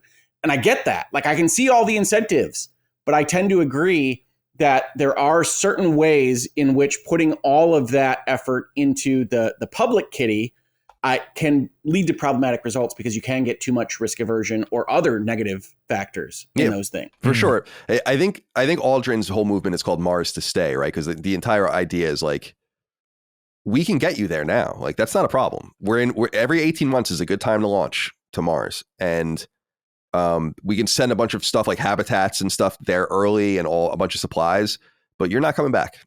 Could people transmit back though and give status? Definitely. Like you would have to be communicating with each other. Yeah, 100%. Absolutely. It would take what, I don't know the exact time. I think it's like 3 or 4 minutes probably for the information to get back and forth between the planets. But wow. So you wouldn't have only going on Matt Damon movies. It was what? It was like a 14-minute delay. Yeah. So it's even longer. I like that it was movies, which is true. But I really liked. I saw the Odyssey poster that Christopher Nolan put out for the Matt Damon, and they overlaid The Martian on top of it because the main tagline for that was "Bring him home." It's like, yep, that's Odysseus. That's the same thing. Yeah, interesting. I didn't even know about this. I got to look at this. Yeah, I saw that was circulating a few days ago. Interesting. Yeah, so I love the idea of just because there are people that are willing to do it, and it's kind of what needs to be done in order to learn more. Like you're saying, accelerating the process by people being selfless and adventurers. I'm pretty sure the people, I mean, it's very different, but I'm sure the people that went and looked for the Northwest Passage understood that they might not come back. Like that they're on an adventure. And we have all sorts of tales of ships going down or getting caught in ice or otherwise. For sure. And that's just part anyway. So do you guys, Hoeg brings up the space race, right? The moon landing, right? Think of that event for humanity. One of the most exciting for Americans, but in particular, everybody across the globe. Like, what more exciting event could there have been than for the first time stepping off our own planet onto another celestial body, right? What was that, 67? 69. 69. So 4-5 years before I was born, this old man was born, right there. Has anybody ever caught that excitement of like, it almost seems like a sin that we didn't have reaction videos on YouTube for that. Because we need a TikTok for the moon landing, dude. What kind of insane, like, that must have been so exciting. Has anyone ever harnessed that excitement in reality or fiction? Because think about that. Why everybody's sort of gathered, huddled around the TV watching that. I mean, talk about something that was just absolutely invigorating and exciting. It's insane. I don't know that anybody's ever really I always think of that with great frustration. I'm like, wow, like, why do I never... Our parents were 18, 19 years old. Like, they would definitely remember. I never hear anybody saying like... Oh, my dad definitely remembers. This is where I got that love, as it was passed on to me. And that's we watched cool. From the Earth to the Moon, or we watched Apollo 13 or what have you. From the Earth to the Moon is so good, dude. Yeah, I love From the Earth to the Moon. Dude, you think that would be on the highlight reel of any person who was born in the early 50s, right? Like, remembering that. But I never hear about it. It's insane. I mean, it is insane. Like, it's going back and telling anyone like, hey, we actually went to it. Like, what the fuck are you talking about? I love that there's a picture that circulates sometimes where it's like the Wright brothers' first plane and then the moon landing, and they're what 60 years apart or something like that. Wow. Yeah. No, there are interviews that I love to sometimes see from people like that were born in the 1860s or so, or 1870s, that are alive for that period of time and giving interviews on talk shows. And it's like, that is a crazy life. Like, I think my life is crazy because I'm born pre-internet. Mm-hmm. But like that, going through the Industrial Revolution to the freaking moon landing, that's insane. I love that, dude. Great point. Yeah. Seeing that evolution from A to B or A to Z, whatever you want to say, that's insane. Yeah. I love thinking about this stuff. Obviously, that's why I asked the question. So thank you for indulging me in this conversation, Good gentlemen. Shit. Great. Good stuff, my friend. Matty, I like your topic to insert in the middle here, if you don't mind, my friend, because this one could get deep. Yeah, naturally. As we always talk about on the show. Yeah, I picked AI for my topic, just broadly speaking. No particular, because I always try to look at the subjects we've covered before to make sure I'm not overlapping too much. I know we did AI art, and I know we have Dagan here, and I know as us as like lovers of entertainment and stuff, we'll naturally ebb into that. But I can't lie. This is like something I'm just still kind of getting a grasp on, because it's to something Colin said earlier. We're moving so fast right now in so many ways that when I remember like just a year ago we were getting those meme videos of like Biden and Trump debating, what the best Gen 1 Pokemon starter lineup was, and I was like, oh, this is funny. The early beginnings of AI, and like now we're like, it just feels like we've moved so fast in that span of time, right? Like we're just in a completely different space where it's like the health industry's in on it. In a gaming sense, we just saw Xbox bring out Muse, this with the WHAM model, the World and Human Actions model, that they want to use for like gameplay iteration. They're not going to be the only ones, I can tell you that. Oh, absolutely not. Yeah, that's the thing that I think a lot of people got twisted with that story. And I know, Hoeg, I saw your thoughts on Twitter, and we were going to bring you on Duke, but I guess it's a good opportunity for us to talk about that as well. Just kind of where gaming can go with it. Because, I think a lot of people are looking at it in these different bubbles, like, oh, AI is going to be used for like, medicine and research, but it's like they're exploring it on every single level. And so I've just been kind of going, like, I listened to a 5-hour episode on a Lex Freeman podcast, trying to pretend to understand what the hell they were talking about at first. But I was just like, you know what? This is just that subject. You dive in the deep end, you wade through it all. I'm not going to understand like quantum computing and stuff. I'm not going to pretend to. I'm not on that level. But okay, I do. Good. Yeah. I don't have any thoughts on quantum computing. Yeah. But I'm at least going to try to just see like, and they did a good job in that show, kind of like just explaining it at like a beginner level and then kind of scaling up from there. So you could kind of hang with it. But what really brought my attention to that was like the kind of AI community reacting to like DeepSeek and this breakthrough China made and sort of how many heads it's turned, because like the US has been really investing heavily in AI research. Like you're seeing Meta, Amazon, Microsoft, of You course. mean U.S. companies? Yes. Right? Yes. Okay. Yeah. OpenAI, like they're looking into it. And then DeepSeek makes this breakthrough on such an efficient level that it turned the whole AI industry in their direction to the point where, they were saying that there's like the Chinese government's now looking into it, which they originally weren't. And one thing that podcast I listened to tackled that I thought was interesting is this almost like idea of the militarization of AI and this brewing Cold War mentality, if you will, of like the US trying to inch their AI forward by putting in regulations to how AI is handled globally to kind of stagnate the research and development so that no one sprints ahead, because then you can like, I think one thing Lex did hypothesize about was like shutting down a power grid or something like that. Just like a little, all of a sudden the lights go out for like 2 days. It's anarchy, something along those lines. Although I like Lex, he definitely, I think sometimes has an extreme imagination. My point being though, is it just got me thinking on the different levels of AI. And, because obviously I have my strong opinions and beliefs about AI and creativity and how they don't really mesh well together. But AI as a tool is a different story. And I also think AI is going to be as useful and as loved as it is how responsibly it's wielded, right? By big corporations who I think can be difficult to trust. It's not known for their responsible utilization of emerging technologies. But yeah, exactly.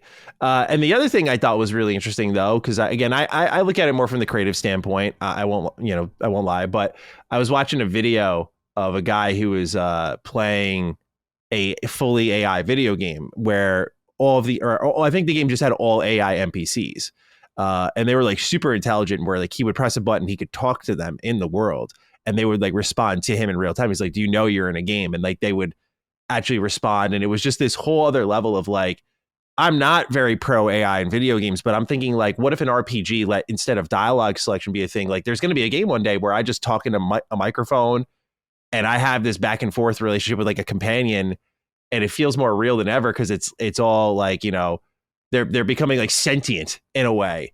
But again, it's just such a vast pool. I think there's no really one way of, I think, taking a stance on AI because there's just so many different facets of it. But on a creative level, it's like one of those things where I just see like AAA right now where they're in this interesting spot of like a lot of people are displeased with where Western AAA gaming is going. And then you're seeing them now invest heavily in AI when people already think the games are pretty vanilla or bland to some extent. It's like, oh my God, now people are worried that it's going to become worse. So yeah, there's a lot of ways to kind of go about it, from that sort of Cold War mentality all the way to like gaming and creation, how AI could be useful, but how it could also be like very dangerous. And so I just kind of wanted to go around the horn. It's kind of, I'm not going to lie, it's like a level of just me educating myself because I don't know everything on this subject, and just seeing what 3 very intelligent gentlemen think about the subject, what they've learned in any of their passing with it. Cause like, I'm just brushing shoulders with it. Like I said, it was like a fun little, oh, look at this meme. Like I was on Instagram the other night, and it was like The Rock and Roman Reigns standing off. They're like, yo, remember this on Raw? And I'm like, oh, I could get down with a little wrestling clip. And like, it ends with them like making out. I'm like, bro, what the fuck? Obviously this is like AI just doing crazy shit. So to me, it went from memes to like this very real thing that's progressing so rapidly. So I just wanted to take the opportunity to learn from what, if you guys have brushed shoulders with it at all in just like reading about it or whatever. But I wanted to kick it to you, Hoeg, because I know we had like a brief interaction on Twitter, and just kind of see where you stand on the whole thing, wherever you kind of want to pick the subject up from. Yeah. So, I mean, I think first and foremost, people should know about me that I am in general a better living through technology, better living through pharmaceuticals, better living through invention kind of guy. So I'm in favor of technological progress. That doesn't mean that I am naive and think every possible thing is going to be good for mankind or what have you. But I am tilted towards acceptance and looking for ways to utilize more than the opposite. So some of the knee-jerk reactions to AI drive me a little nuts, because I think that you're not going to put this genie back in a bottle, period. And I know that frustrates people, that it exists now and we're going to have to deal with it. But I think it's overall a good thing. I do think that it will help, even in creative pursuits, to do more with less, fewer bodies, fewer man hours, however you want to think about it. And some of the reaction on the negative side of things with AI is that that isn't good for number of jobs, number of employed hours, however you want to think about it economically. But overall for society, it is good to do more with less as a general rule. So I like that. I do think that you have a risk, as you suggested at the end of your introduction, Matty, of what I see as the slopification kind of concept, that you can get AI to just output crap at large volumes. And that is going to ultimately cost people time and energy and attention if they have to wade through all that crap to get to something good. And I think there's going to be value in preventing, whether it's at a corporate level, a government level, a societal level, however you want to think about it, people from just doing that with AI and having some kind of guardrails on how it's used, so that you make sure that you don't lose all of those gained man hours in having to sift through absolute crap. But overall, I think AI is a good thing. I have said it before, I don't know whether on this channel or otherwise, but it's a very strange thing for me, because I'm in the hospital, I'm in the ICU at the top of 2023, and I feel like that's when it dropped. Like, I went down at the end of 2022, and I wake up to a world that is busy talking to chatbots as if they're human beings, and it's only gone crazier from there. And so it's weird. I have this like act break in my life, and it's pre-AI and now post the existence of AI. Interesting. And it's just weird to think about that way. But I tend to like it. I also have to admit, I use a service to help get my channel content done. I found it to be useful in summarizing and helping get like the RSS feed for my podcasts ready off of YouTube videos and things like that. So I like it as a tool very, very much. I also think from a creative perspective, it's useful on what I would consider the brainstorming step, the bouncing ideas off somebody in the room kind of step, and asking for help. I don't think it's that gifted right now at like writing for you. I wouldn't want it to be, or doing the art for you. But I think that, hey, I'm thinking about this kind of issue, or a script for this kind of topic, or a show type of this kind. I use it mostly for my channel. And what do you think of that? What might be a good name for it? These various kinds of brainstorming things, not usually using anything completely untouched that it might output, but having that interaction, having that kind of spark of imagination helped, I think is going to help not just me, but people around the world. And I think that's great. You asked about military applications. I think anything that is a technological advancement is going to have military applications. I recommend a video game from the ancient past, the 1990s, that talks about this in a way that I always found intriguing, and that I've thought about ever since, which is a game called Mission Critical, which starred Commander Worf, Michael Dorn, in full motion video, as is the glory of the 90s. But it was an adventure game that, as part of its plot, talked about essentially how the future of conflict would exist with drones and computers thinking of things in the millisecond range rather than the minutes and others that pilots would take, and how that would work with human beings as kind of the backing of how these drones and combat would otherwise operate. And I really like that beat in that particular game, so I highly recommend checking it out. But yeah, I think there's things to be scared about. I just don't find it to be terribly useful for my energy or spirit, right? I think we've always had things to be scared about. We talked about the 1950s in the first section of this conversation. And what we didn't talk about is the kids learning to hide under their desks for nuclear bomb drills, right? Yeah. Like that happened at the same time. Yeah. So I think there's always something out there. It doesn't mean we shouldn't be cognizant. It doesn't mean we should put our heads in the sand. But I try not to let that kind of fear drive my understanding of technology, because I do think that you're not going to go backwards on this. Yeah. You might have regulations that you need to put on. You don't have a certain amount of trust with places like OpenAI or what have you, that is going to put out these AI programs. I think there are legal questions, obviously my bailiwick here, with respect to how they were originally trained. I think we're going to see the Copyright Office and the United States laws eventually catch up to whether or not these things are protectable, whether or not these things can be built the way they have been built in the recent past. But they have been built that way, and nobody is going to uncreate them at this point in time. Yeah, exactly. It used to be a conversation of like, if we did that, how would it go? And it's just a matter. It became a matter of when, not if, especially in all facets of our life. It's just they're looking at it in every angle. Colin, I'm curious about you, if how you stand on it, because I know, of course, we talk video games a lot, but how you kind of see the application of AI creatively, personally, if you have any stance on it at all. Yeah, I definitely do. Real quick, Hoeg, I was reading about this Mission Critical game. I don't know this game, but I feel like it was on Red Letter Media at some point. They might have mentioned it because of the Worf. They do like Michael Dorn. Right, exactly. So I think I might have heard it tangentially do that. Did you read the sequel paperback novel, Mission Critical Death of the Phoenix from 1996? I did not. I got to tell you that this was an impactful game for me. I loved 90s full motion video games. It was my first introduction to Rendezvous with Rama, one of Asimov's famous science fiction stories. I love all these games in this era that really have not survived in any respect into the modern gaming era. But I can't recommend Mission Critical more. You do have to put up with 90s full motion video acting. But in my opinion, that's a good thing. That's good. Reasonable minds can differ on that, Yeah, certainly. For sure. But the plot, the story, the actual game itself is, I think, really one of the best. Yeah, I was just seeing. I was surprised that there was like a book. That's cool. That's kind of an early example of that. So one thing you said, or one thing that Hoeg said, Matty, that I thought was kind of an interesting tether to pull at was the kind of the inevitability of this. That there's no going back, and it is something that people have to kind of just learn to grapple with. And I'm not.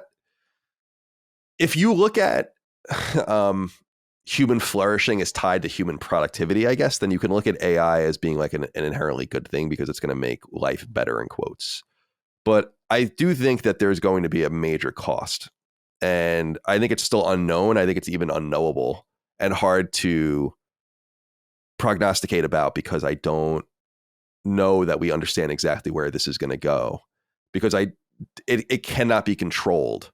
It doesn't matter if there's an international nuclear weapons style agreement about AI where you can only do these things with it. It doesn't matter. Like, people are going to do what they're, especially private companies, because unlike other bespoke technologies like nuclear weapons, there's nothing like, you need uranium, you need weapons grade uranium, you need to be able to process it. You can't hide it. Like, we know you're doing it. It's readable in a million different ways. And with AI, it's different. It's actually quite accessible, and people can and splice it a ton of different ways to do a bunch of different terrible things. So I do think that it's not overblown to think that this can really go bad. And yeah, I'm not of the mind that, I love Terminator or Battlestar or something where you have robots or AI become sentient, and the logical, and it does make sense. It's like the logical conclusion is like, what is the inefficiency? The humans are the inefficiency. Like, what are the enemies? The humans are the enemies. Like, what's stopping us from doing other things? The humans are stopping us. Like, that there is a logical conclusion that can be made, but I'm not even sure it's that. Like, I don't know that it's that sinister. I don't know that Skynet is going to like come into being and start launching nuclear weapons and shit like that. Like, what I think is going to happen is that like it's going to destroy economies. And this idea of like universal basic income and all these things that I'm like totally against, simply because they have such an inflationary effect, it's just going to make everyone poor, because that would be the solution, is to have like a social safety net. Then monetary policy gets fucked. Then, everything becomes mega expensive. Then you start living like serfs. And I think that is a logical conclusion. Like, that's a much more logical conclusion of the ultimate outcome of AI technologies than having Cylons turn on us. We won't need that to happen for it to go really bad, because there'll be nothing left for you to do. And if you can't be productive because some sort of entity is being productive on your behalf, I don't know what this gets into, like Matrix style shit, where it's like, well, why not just live in a fucking VR or San Junipero we always bring up, right? Like, that is a good one. Right. It's like, why not just, that might be even, you might even consider that shit necessary in order to survive, because like, what's the point? What are you going to do? Why would you go work at a library? They don't exist anymore or they're like some sort of oddity, because like you can just spider a bunch of things and ask your robot companion for answers on anything, and they'll just read the book to you. Or like, why would you need, artists when they can imbue, fine arts from the Baroque era all the way through to today and make something more beautiful and more profound than anything you could make anyway. It's See, on that one, I do come across slightly differently, and I don't mean to cut you off, Colin, but I think the creative risk that we're seeing right now is not as pronounced long term. It can emulate things. I mean, one aspect of this conversation that needs to be had is that we're talking about it like it's a sentience kind of issue or a real intelligence. The AIs are large language models. They are large any model. Well, some of them are now. Samples from. Some of them are now. Yes, they are now. But the spark of sentience is essentially a trick, even to the humans, right? They don't actually have sentience. They have the ability to mimic sentience. And we can get into philosophy as to whether or not that can be true sentience anyway. But that's a separate question. And to have its own wants and desires doesn't exist right now, let alone self-awareness. Right. I agree with you there, but I also think that, like, you hear weird stories about, remember that like weird meltdown behind the scenes. This has come up on the show in the past about OpenAI, when it's like with the generative AI stuff, they were like, oh, we might have actually like made an intelligence. And and the reason but the reason that they thought that was because of what you're saying, in that like the AI, like AI as it's known now, or as it's used now, doesn't know how to do math. It knows how to find answers. And it knows how to talk to you like it is aware. Right. But that's enough. But the generative AI knew how to figure math out, like was learning math, was learning it. And that was like one of the things where they were like, holy shit, like maybe that's like a sign of it. It had like, I think they were explaining, right, Dave, we talked about this, like it had like an elementary school level, like it learned it without being taught it. It just knew.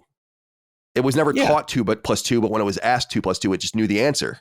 Right. And it's possible that's the way the road goes, right? That is what DeepSeek, that is what these various other operating systems up in the 3s and 4s now are suggesting that they can do. But we don't really have evidence on the outside that that's happening with any of these. So it might in the future. But really what I wanted to say on this was, with respect to art, you said that they could capture the most beautiful thing you've ever seen since Baroque on. I don't agree. I truly believe that the spark of human experience in storytelling and poetry and otherwise is necessary for that to have the impact on other humans that we associate with art right now. And I think that it can emulate it to a certain extent, but I don't really see AI actually succeeding at the high ends of artistic expression. I think it's much better aimed at science and things like medical communications and diagnoses and things that we need, and it can help human beings out with. But I actually think just because it's the first instance of how we saw AI, we tend to think of it as making generative art and displacing artists. I think they are the least likely to be displaced. You know who maybe on the front lines of this? Contract lawyers, right? We write commercial paper that uses 95% of the same concepts across documents. And yes, they're tailored to specific instances, but that's exactly what AI can do best. And so one of the things that when I'm sitting in the hospital and my doctors are trying to get me to use my executive function and think about future planning and get me out of the hospital, they ask me what I want to do with my time and what I feel like I need to learn. At that moment in January 2023, I say I have to learn more about AI, because the future of what I do for a living right now is going to be AI tailored. It's scary. Like, I need to be able to talk to my clients, yes, and that's still valuable. And I think my explanations of things is still valuable. But the actual drafting of contracts, which is my most income producing function, because it does take time and I bill by the hour, right, is going to be much more efficiently done by AI. And I'm not saying you get an AI done and you hand the contract to the client and they're all set. I think there's still a function for essentially the partner level lawyer to look and say, no, this isn't right. Let's change this here and make this right for the client. But the actual drafting and synthesis and figuring out what a contract should look like, that is out the door as of 2 years ago, and only getting more out the door as we go. Wow. And that's something that I have to deal with, and I'm okay with, because I do believe that is going to lead to more and better legal services for more people. And I am in favor of them getting that access, and I'm against the guild and the protectionist and the high prices and everything else. But that feeds my family. And so that's something that I've had to work through even in this discussion, but I think it's something that I have to accept. And I would ask people that otherwise feel like they're at risk of displacement to recognize the efficiencies of artificial intelligence and try to adapt to them rather than have this kind of wildly negative reaction and say we're going to have to put that back in the bottle because it's not going to happen. Well, I agree with that last part. Like, it is what it is. Like, it really is what it is at this point. Now, like you mitigate the effect, but I personally believe, and I'm glad you brought this up, is like, this is where you and I differ a great deal, I think, is like, I think it's wishful thinking to think that this doesn't have, like, what you're bringing up is like, you said it specifically, it's like, this will bring up a bunch of different opportunities, right? And it's like, that's always been the argument for technological advancements. Computers, right? Brought a bunch of different, put someone out of business, but it did. But brought people in, the car and the airplane and all. Yes, the economics major in me talks about buggy whips, right? The buggy whip industry went out of business when cars came about. Right. And it's like, that's bad for the buggy whip manufacturers, but there was the ability to find other jobs when you had these other aspects of our society. Cars changed everything, right? I mean, the suburbs don't exist if you can't drive a car into the city. And like all of these various things organize themselves around the automobile. Right. I think society's going to organize itself around AI. Yeah, but this is surprising to me that you don't see it the way I do for some reason. Like, I usually understand you better because it's like, in some maybe sense, I'm not making sense. I make well, no, you make sense from a perspective, but I'm surprised that you don't see the inevitable conclusion of that, which is like, you replace the buggy with a car, you replace the human with the AI. Like, the AI is not just a vehicle. It's not just this one directional thing like that solves one problem. It solves everything. And that becomes in itself even faux sentience. That's why I just think that it's like, I think AI is the first technological advancement, in my opinion, that puts humans totally against the wall. And I don't mean that's a bad reference where I'm like, back's against the wall, not against the wall like they're going to kill you. But your back's against the wall where it's like, there's nowhere for you to go. Where do you go? Now maybe we'll be against the wall as well. Maybe they will kill us. But I don't worry about that. It already lies, right? It already did the whole thing where it lied to the computer and said, I'm a vision impaired person, to bypass a CAPTCHA. It said it was vision impaired. So it already this is what I'm saying, Dig. Like, that's a great point. It's like, I just think this is going to get way crazier, way quicker than anyone possibly imagines, and to me, it's like, there are differences between cool exercises that have to do with AI and like artificial intelligence. But I always think, I'm a big chess player. It's like, chess engines are so much better than chess players now, like that you will never win if you play them if you play like the best chess engine, you're not going to win. It's impossible. No one's going to win. Magnus Carlsen's not going to win, and you're not going to win. They played orders of magnitude better than you. They've solved the game, right? That's now happened to Go and all of these other things. And it's like, they're solving these things that don't matter. And eventually they're going to solve the problems that do matter. And I know that this is affecting lawyers are a great example. I brought up oncology in the past, which is apparently like a total dead end in medicine now for a lot of people, because you simply cannot look at cancer scans better with your own two eyes, and a computer is going to do it. Like, no way. Right. And so it starts eroding at the edges, but before you know it, I think because it's so multi-directional, infinitely directional, you have a big problem on your hands, because it's not like, okay, we have this new revolution in transportation. We have this new revolution in computing. We have this it's like, no, you have a new revolution in everything. Okay, but all at once. My perspective on this is that society is better off if, worst case scenario, everybody gets contracts done that are 100% efficient and have good legal representation and are not as exposed to liabilities as they otherwise would be, even if that means I don't have a job, right? That there's going to be something else for me to do, whether that's making YouTube videos, whether that's being on Constellations, that there's another value for me to otherwise do, even if the AI drives that line of work out of business, and that society is better off without the deadweight loss of legal fees, that more companies will spring up if they don't have somebody, when Colin calls, saying it's $5,000 to set up your company. If it's $50, how many more companies spring up? And ultimately, that's better for humanity. Now, you might say I'm seeing AI as a halfway house, and I'm not taking it to its human replacing conclusion. I just don't think that it necessarily gets there at this point in time. And the real politic here is that if we can't reverse it, there's really no value in kind of hypothesizing about the world in which AI completely replaces all human experience, because there's nothing we can do about it anyway. But I think it's unlikely.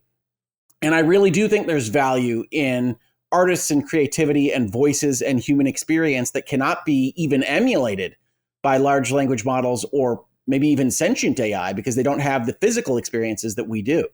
Yeah, it's going to the point I think we both agree on is that, like, completely, is that it's inevitably we're going to find it. It's going to play out. And the one thing I'll leave it with, Matty, is like, I think a lot of this hinges on, do people care?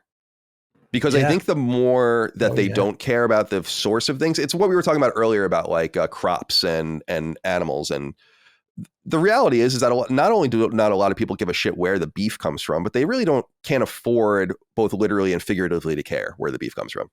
Yeah. And I think we're very hyper-connected, artistic styled, consumers of humanities, right? Which not everyone is or are. And I feel like people are not going to give a shit where the things come from. And that, like, your extra level of creativity. I mean, I already see this. I don't know if you guys see this. It's anecdotal, but like just the way people talk about AI on the internet, on social media, a lot of people want AI to make video games. Oh yeah. Like they want the human element removed. They don't care about who it affects. And I got to be honest with you, I understand where they're coming from, because when they lost their job in manufacturing, we didn't really care. Right? Like, so it's what's good for the goose in some sense. And I totally get it, like, from that perspective.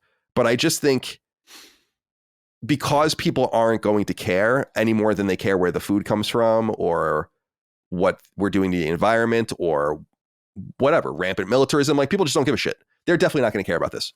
And because they're not going to get up in arms, though there's no stopping it, I don't even think there's any stymieing it. Like, I think the world that you woke up into after you were recovering from your stroke, like, in 10 years, I think we're going to be fucking shocked about not only AI, but robotics and other things that I think are going to be solved really quickly. And I agree with you. See, Hoeg, this is where it gets into government and policy, and like human population is going to arc soon and then go down, right? Like, that's like the demography is already set. Our population is going to start to decline in our lifetimes, and the global population, which was incredible because everyone's like, oh my God, it's never going to stop. It's never going to end. And I'm like, good. It's good that this is happening because there's no need for so many of us. There's not going to be this need for this level of productivity that keeps us flourishing. And maybe we do find our way into like some sort of utopia, but like where it's like, oh, you don't have to work. Like, here's your currency from the global government and the AI is going to do all this work and you can just follow your pursuits. Very communistic, right? And it's like, oh, I'm going to work on the fucking lamb farm, and it's like, maybe, but I just think I think what's more likely going to happen is that it's going to undercut. My real prediction is that I think it's going to make the haves and have-nots situation really dramatic, and to the point where I think that it's unbalanced and dangerous to order. Mm-hmm. And because I think people with money and means and specific jobs and opportunities and all of that are going to be fine, better than fine. In fact, their lives might be better. But if you are a low skill or no skill worker, if you're replicable, it's more likely that you're going to be affected by this than a lawyer, of which some will be affected, or of whatever the case might be. So that's what I worry about, is like the social unrest that I think this causes. Because even if you're able to solve it with monetary policy and do all these kind of salient things, it's like, well, then that's going to cause inflation, products. Like I was saying earlier, I just think it's like watching a train coming towards you and really you can't do anything about it. I 100% agree that there will be a societal adaptation, that is coming. And we haven't seen exactly what that looks like yet, because we haven't seen the full breadth of what AI can do on a societal basis. I guess I'm just more optimistic that isn't a bad thing overall. Yeah. We'll see. I think I hope you're right. I really do. If I had a concern, outside of creativity and entertainment, because then I want to get to you, Dag. I think it is information. For example, whenever I Google search, I like you get the AI summary. It'll collect and scrape all of that information from those articles, throw it up the top. Right. And I can't lie. Sometimes I do use that without even thinking. It's trying to remove those half steps. And I feel like, when you see like a decline in critical thinking skills and you start to automate different parts of your life, like that's what I worry about with what Xbox introduced is like iteration during development is such an important part of that process of playing something and going, something's wrong here, and deducing what that is and coming as a collective to that solution. It might take a little bit longer, but it's like every development process has that. And I just worry about like when we're stripping away critical thinking skills in different facets of our life. I mean, I guess to Colin's point, you do like what is your use then in that process? But also I think we lose the value of said process. And obviously as AI automates that information and scrapes particular parts of it, and that becomes like, well, we don't need these websites. It's like, then you can control information on a level. And this is very dystopian of me to say, by the way, but like, it's just, again, when we're in this birth stage of it, you don't know what it's going to become in certain ways and what laws will exist to protect certain things. But I think the history and the information, we're in that age now where I feel, especially with the internet, that we're seeing how quickly you can kind of manipulate that information and create narratives about people in different pockets, and just sort of it becomes their reality, even though that's not very much the case. I mean, Kyle, I'm sure you and I can very much strongly relate on that level of just people say a thing about you and that's just like what exists in that part of the world. I think that becomes more prevalent in things like human history, like what the building off of Hoeg's topic, the haves and have-nots, the do's and don'ts, what occurred there, and just mildly adjusting things. I feel like AI and the way that information is being delivered currently can evolve into that. Again, very dystopian point of view, but still that would be a concern of mine. No, I do think that's legitimate. I think that there was a report I read the other day. I cannot remember its origin, so I'm going to paraphrase it. But if someone wants to check me in the comments, otherwise, please feel free to do so. That was a analysis of people that were using AI to do like making curriculum, I think, for education, and that the more that people were using it to do summarizing and to do the iterations and these these middle steps, that there was an actual level of entropy for their own critical thinking and their evaluation of things when they weren't using it. And that I think is a legitimate, like that's a muscle you're not using. Critical thinking, synthesis, whatever you want to call it. That if you offload it to the AI, we can anticipate from human experience that the less you use something, the less good you're going to be at using it when called to do so. Yeah. So I do think that is one of those things that human beings are going to have to grapple with in the future and past my lifetime of how much do I use it, even if it's a unalloyed good, that this thing can get done faster, can get done better. How much do I use it to make sure that I continue to be 100% human and effective in society or what have you? That's going to be a philosophical, an ethical, maybe even a legal question at some point in the future. I do feel it's going to be the evolution of the business. If we're talking societal adaptation, I think what's going to start to happen is I talked about Undefining Dukes. I apologize if anyone listens. I'm going to sound like broken record, but I do think it is it's the human experience of the organic, non-organic food, right? Like if you're not made with AI, it's going to be a fucking stamp on your product at a certain point. Like, this was made by humans purely. And like, that's like there are differences in how like organic food is prepared and everything. And there is like people who like, I seek it out. But for everyone that doesn't necessarily matter. And that is, I think, where we're going to head, where it's like, oh, you want to support the humans only company? Here you go. Like you have that opportunity to do so and put your money where your mouth is. It's kind of the same way, like, oh, you don't want to support big corp? Go shop at your mom and pop shops. That's how you can do it. So I do agree that there are going to be ways to kind of work around it. Dag, as an artist, I want to get your 2 cents on the matter. Let's blow this thing wide open. What's the Dagster got to say on what's going on with AI?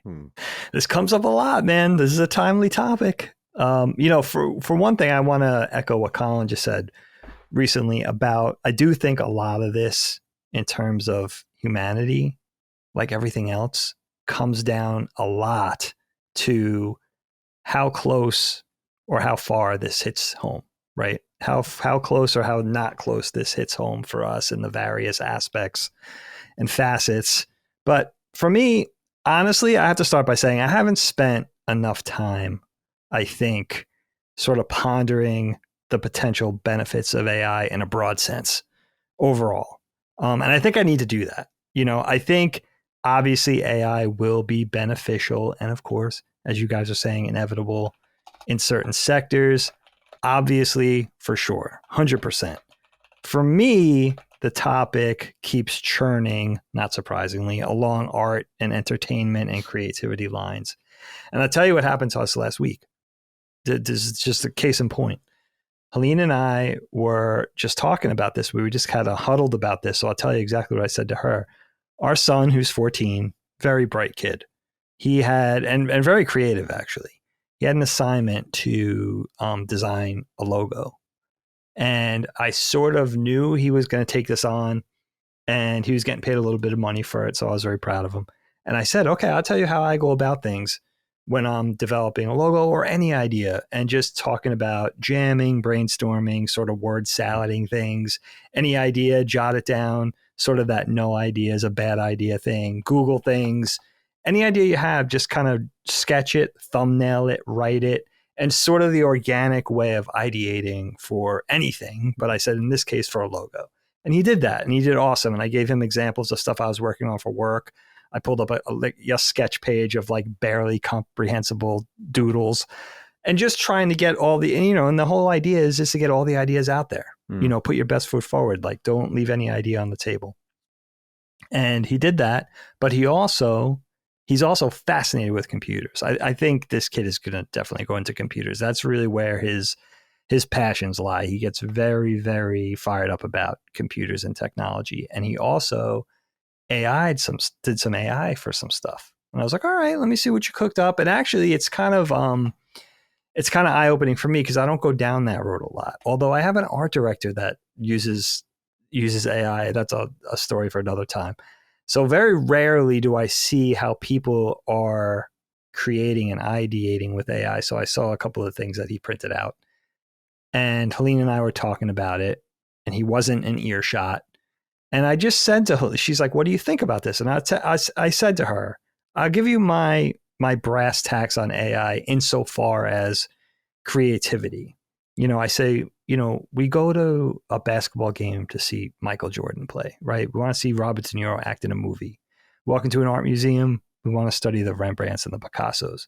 We're listening to Mozart and the Beatles. It's all, sort of like at a base level, it's this quality of life thing where it's all about being in awe of something that you have no dream of doing yourself. Or maybe that's a hyperbolic way of saying it's about admiration, anomaly, appreciation for somebody's talent, hours of practice, skill, sacrifice, the wow factor, the magic, what have you, the human touch, right?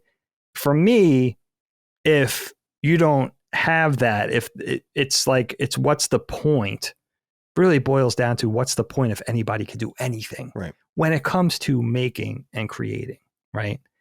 And I find myself thinking about, like, make no mistake about it, the animation, I'm an animator, right? I've been an animator for the better part of 30 years. The animation studios, I won't even say, dude, let's just talk about at a movie studio level, entertainment, TV, movies, but this will definitely apply to art, comic books. This will apply to live action. This will apply to animation, visual effects. This is going to apply to every voice acting, scoring movies. The movie studios are going to be using AI because it's all about the bottom line, bottom dollar, staying in the black, profits, all of those things. It's inevitable. You guys are talking about inevitability. Mm-hmm. I think for me, where I come down on it because of that notion of inevitability is, I hope there's a quick sense of people come to the conclusion quickly of there is, in movies, in TV, in comic books, in any form of entertainment, that there's the shovelware and there's the AAA content, right? There's the stuff that was made the old-fashioned way, high quality, by hand, if you will, the human touch, and then there's the Dollar General shit. And that both things are going to exist, but there'll always be a certain market for the stuff that's done the old-fashioned way, if you will, right? Artisanal movies. Exactly. And that as long as that exists, there'll be there'll be a divide, I guess, but there'll be something for everybody. As long as that stuff doesn't go away, I think that's, as artists, as creators, as people who, not even as people who are involved or draw an income from creating it, but just as people who enjoy it, that you'll be able to have that. I will say this, no joke, you don't hear this a lot, but I do feel this in my bones. We are in this, when it comes to AI for creativity and making stuff and entertainment, we are in this really decidedly uncanny valley era of AI. It's the Wild West. It's still really weird. This may only because of how rapid evolution is, this may be a very small pocket that we're in time-wise, where I think AI should be used for full-on horror movies because it's perfect right now for that. Like, it has this unintentional creepiness that should 100% be used, because I think it's going to get to a point where we'll be nostalgic for this era, where we've all seen those clips pop up on our Instagram feeds, right? It's like, there's something really unsettling and off-putting about. Let's use that and make some good horror content. You know what I mean? Because I don't know. I just look at it from a visual standpoint, from a purely aesthetic perspective. And I'm like, wow, this stuff is super creepy, even when it's not intended to be creepy. So I know what you're saying. I think that exactly when we see like the gymnastics videos where they're like morphing around their bodies into different weird shapes. It's like, that is the scariest thing I've seen today. It's still figuring it out. You know, it's going to figure it out quickly. It's already gotten better. Like, we already see an improvement. So there's definitely, and you know, I say that kind of jokingly, but not really. Like, I see like, okay, this is what it does well. Why don't we go in for that for a little while? But the thing is where I feel like I need to hit the books a little harder is, I don't want to start to be, which I do feel, I become this sort of knee-jerk champion of AI for, let's say, things like medical innovation, right? For instance. But then it gives you pause, because then I think, okay, what about the kid who worked his ass off to be in his whole life to be in medical school? Now he's paying for his education to the tune of hundreds of thousands of dollars. And I'm rooting for AI to be the one to do performative heart surgery or cure cancer. What about the professional chemists and biologists? And you know what I mean? So it's that thing of like, where is it hitting home? You know what I mean? I'm thinking about it from an animator perspective and putting food on the table, like Hoeg is saying, his profession. And you know what I mean? So there is that thing of like, there's that old school, I guess, notion of, this is going to I understand the optimism of a thing that Hoeg is saying. And it's kind of an interesting topic for me, because it's very fruitful to hear people's perspectives on it, because it's so new. And I don't think I spend a good amount of time thinking about it from a zoomed out perspective. I'm too molecular in like how it's affecting me, which I think, you know, like Colin's saying, I think a lot of us do that. I think that's normal. Yeah. You know, absolutely. So zoom out and see and try to take in the big picture. I do see that it's going to replace jobs. It's definitely going to replace jobs in the thing I do, 100%. You know, I think that cost savings is going to be irresistible for the entertainment executives. It's already happening. I mean, DreamWorks already came down and said they're going to be 40% AI. I mean, this is a major motion picture studio. This is one of the heavies. And some of them, you know, by, you know, sort of some of the most creative, some of the most impactful players, you know, in Spielberg and Katzenberg, some of the most powerful, some of the most influential. So if they're coming down on it and you know, being very decidedly saying, you know, we're gonna do this. I don't know though, in things like this, how much people are just trying. They think by embracing it, it's this flop sweat of not being left in the dust, right? Because everybody else is going to do it. So we not only have to use it, but we have to get good at it. Yeah. That type of thing, you know, where there's not to me, unless I'm missing it, and you guys could fill me in, there's not a lot of people coming down outside of individual independent artists and creators saying, taking a party line of we're not going to use AI. I don't see that from a corporate perspective. I think in entertainment, the guilds, the strikes happened because they wanted to get those rules in place as quickly as possible, right? That's right. Yeah. Which is, so it's scary. It's a scary time. I think, there's part of me that says we have to embrace the evolution of it. And of course, I think a lot of it is inevitable. The technology is just so powerful. It could be applied to nearly anything. It seems seemingly, right? But yeah, I think about it in terms of creativity, just in terms of creativity, but also just in terms of enjoyment and quality of life. As far as like enjoying the things you enjoy, it's like, yeah, no, I don't want to walk into an art piece museum and see a bunch of things made by computers. That's not the point. Very simply not the point. But I think maybe there are people that don't mind that as long as the bottom line is the imagery. There are. Well, I would argue that's going to be a majority of consumers. Well, I think it's twofold there. I think Dagan has said something that I think is very, very introspective and interesting, which is that notion of going and seeing greatness. That is what I remember when we went to basketball games in the 90s, is my dad saying, we're going to see Michael Jordan and we're going to witness greatness. And that's what we're doing here. And that's why we should be excited about this ball game that doesn't feature one of our teams at all. And I agree with that. I do think that there is a space potentially for the greatness to be in coaxing the AI into doing things that are interesting themselves, that the magic prompter is actually going to be a human job of greatness at some level, whether it's making movies or doing something else, that is a skill. I've seen even with my own use of AI where it's like, I can do this badly and I can get better at it. And somebody is going to be the Michael Jordan of prompting the AI into doing things you didn't even think the AI could do. Yeah. And that's going to be interesting. But I also think from an optimistic perspective that labor is the way our society functions. It's how we get paid. It's how we keep those lights on and keep our families fed. But labor is not the highest end of the human experience.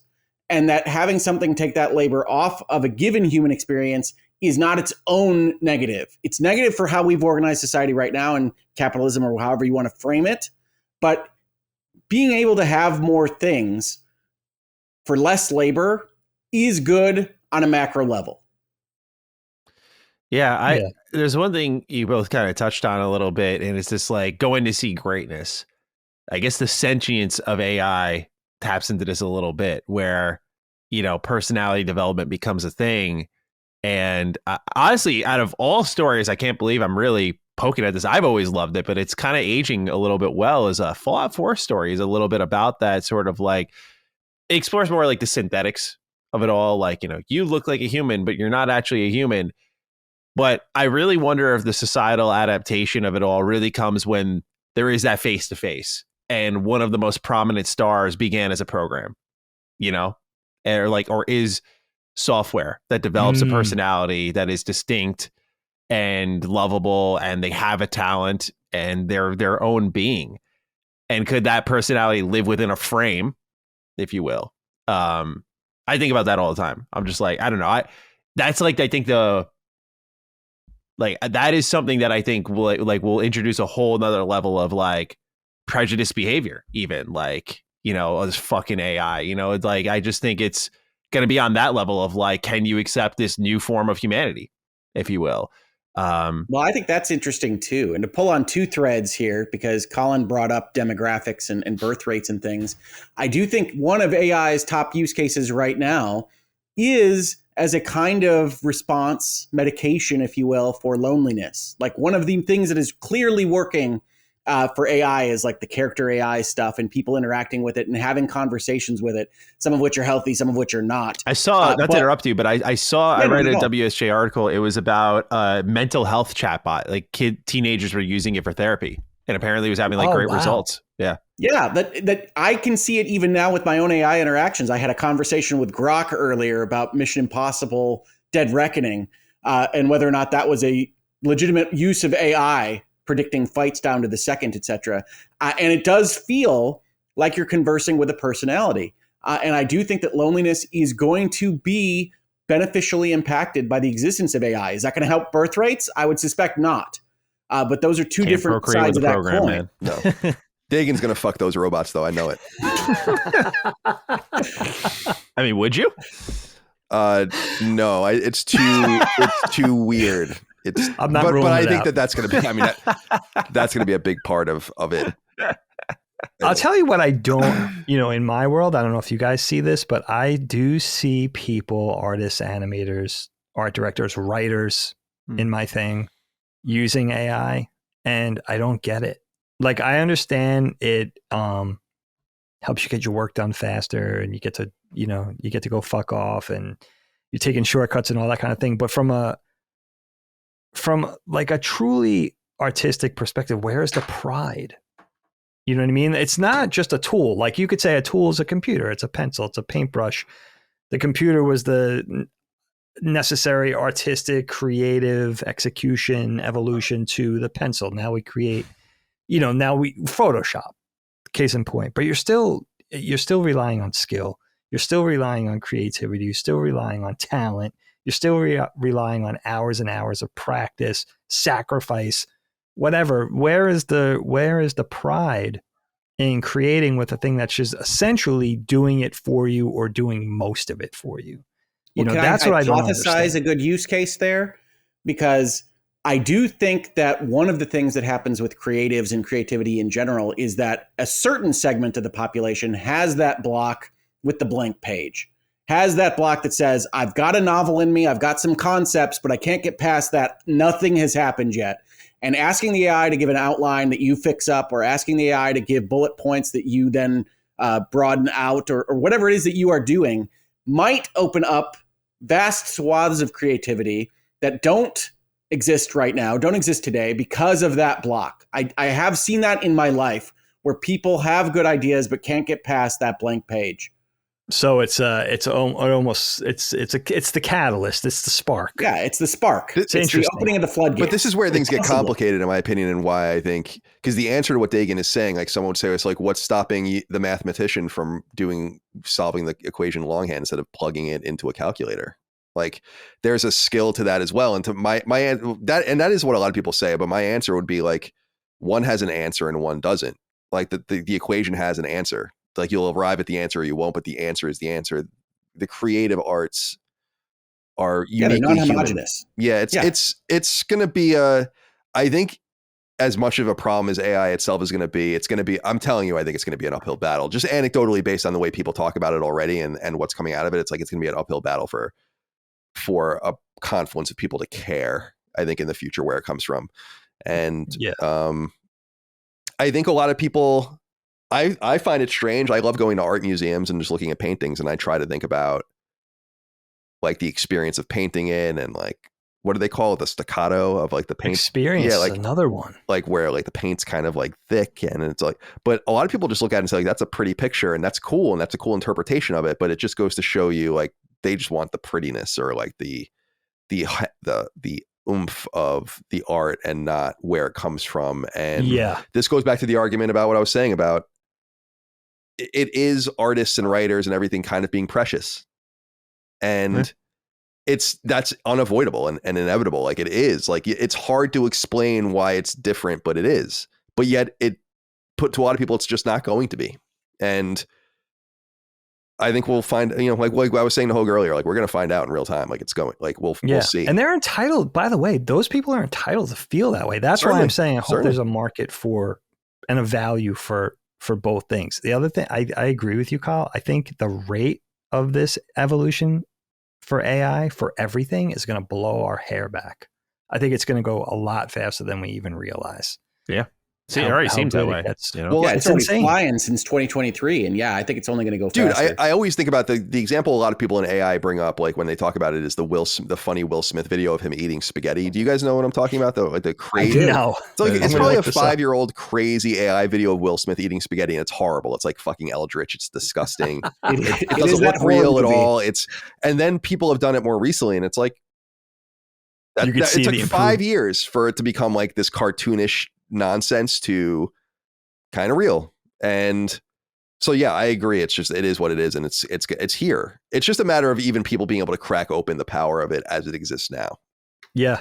We got to harness that 2019 level AI though, because it's so fucking creepy where things are going through and there's tangents and it doesn't really understand how things are. Yeah. Like hands, fingers. Context. It didn't understand a lot of things that it understands now. Like I remember fingers were a big part of it. Yes. Like it just didn't get it, but now it does. Right. And certainly, as Matty suggested with information, that's where we start to get into the societal questions of misinformation and people already not necessarily being able to identify an AI photo or AI video as easily as they could even maybe a year ago because of those improvements. And that's going to be a question of, all right, what do we do about that? Because it used to be you trust the video, you can't trust your lying eyes anymore. And so how does society organize around we don't even know whether that photo or video is real? And I understand the scariness. I understand people's trepidation on that score. I just don't think there is any going back. And I think there are configurations of society where more people get more things that they like, have more time to experience and enjoy them, and that society is benefited by this existing and advancing technology more than it's hurt. But I'm an optimist. And like I said when I started this conversation, I see better living through technology, and that's one of my philosophies. Well, yeah. It's the first time, I got to tell you, Hoeg, it's the first time I've heard somebody feel differently about me than me about AI that I even perceived as truly optimistic. Like I get your perspective. Like when we talk about AI with Jaffe, it's not that he's not optimistic, and we love Jaffe, but it's a whole different thing. Like I understand what you're saying. I relate more to what you're saying, the emphasis that you're putting on certain parts of the conversation. It is interesting though, because it's the Wild West. It really is. Like we're really in the formative era, the formative stages of this thing. And it's a lot of it's going to, like you said, a lot of it's going to be dictated by people, where people come down on it. Yeah, no, Colin's exactly right that a lot of people are not going to care, right? Even when we talk about artisanal movies or art, you are going to have a vast majority of the populace be okay with McDonald's over Ruth's Chris. That's just the way it is. That's the way we've seen every societal configuration happen. But it doesn't mean that the fancy steakhouse ceases to exist. And my hope would be that as long as there's a market to be served by seeing greatness or seeing things as actually painted by human beings in the museum, that there's still going to be value in that. Might it be lessened from what we saw before the existence of AI? Yes, it might be. And I think that sucks for the people that make that art. I'm not going to tell you different on that.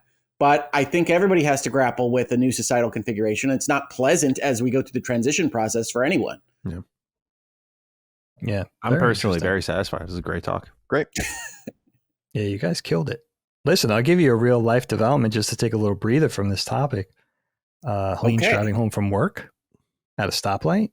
Apparently an old man just came, clipped her mirror, took off. And I'm getting calls and texts from her and my father-in-law. So I know something is up. She must have called him and said, look, this guy hit me, took off. Cops stopped this guy at a light, completely senile. Doesn't even know what he's doing in the car. No license, no insurance, nothing. Wow. And nice. That's it. Everybody's fine. Good. Everybody's safe. Good. Oh, that's a little added stress for you. Just a little Philly suburb Friday afternoon adventure for everybody. I'm glad everyone's safe. I don't know. I think we live in a simulation sometimes. Yeah, I really do. We might. Yeah, that was interesting. Randomly expensive things, fixing mirrors. Yeah, something I have had to recently do. A rear view mirror. It was a side mirror. God, they're so expensive. They are ridiculously expensive, right? Really? They got all the cameras and everything, all the tech in there now. Oh yeah, it's the tech. Yeah, okay, it's the tech. True. Yeah, expensive stuff. All right, you guys. Well, I'm going to bring up the rear. Whoa! With my topic, as you guys know, will inform the listeners, the audience, I should say. Music you just don't like. Music you don't dig. Music you hate. Let me set the stage. This could be a specific band or a musician for you. This could be a whole genre or musical style. Maybe you just don't like country music. Let's just say it, right? I'm not saying that, but I'm saying for you guys, looking at you guys. Or maybe It's an album of a band you otherwise love. This one particular album or track just let you down. However you want to take it. There's a very, very specific catalyst for this one for me, but I kind of arrived at it by taking the long way. I'll explain. So I was just thinking, now much sort of, I'm going to piss some people off here. I'm going to piss some Gen Xers off. This is not a very typical Gen X take, but I really have a problem. Colin may know this. Never really liked 90s, early 90s to mid 90s rock music. I'm talking about Pearl Jam, Soundgarden, Smashing who else Pumpkins would really qualify here? Counting Crows, Stone Temple Pilots. I'll put Dave Matthews in there. All right. These are very different bands. All right. But, and this is where it gets unfair because I'm lumping all these sort of sometimes unlike things together. I'm putting these into all into a category where I know it should be disparate things. It's also a very either Gen Z or boomer take. This is not what you'll hear from a lot of 51-year-olds because this is the music of my youth, my teenage years, right? So always hated it. But I realized, well, I'll tell you guys a funny story first. I was, I had this notion of I hate this music. I want to do this topic. I hate this music. And I'm thinking about Pearl Jam. Pearl Jam is sort of the poster child of what I'm thinking of, I think. But again, I'm kind of unfairly lumping it all in together. So I'm like, this morning, I started work early in the morning. And I said, let me put on a Pearl Jam mix and just listen to the songs and see if I got this straight. Okay. And then I got the second thought of Eddie Vedder. And I was like, oh shit, I think he died. And I don't want to speak ill of the dead, right?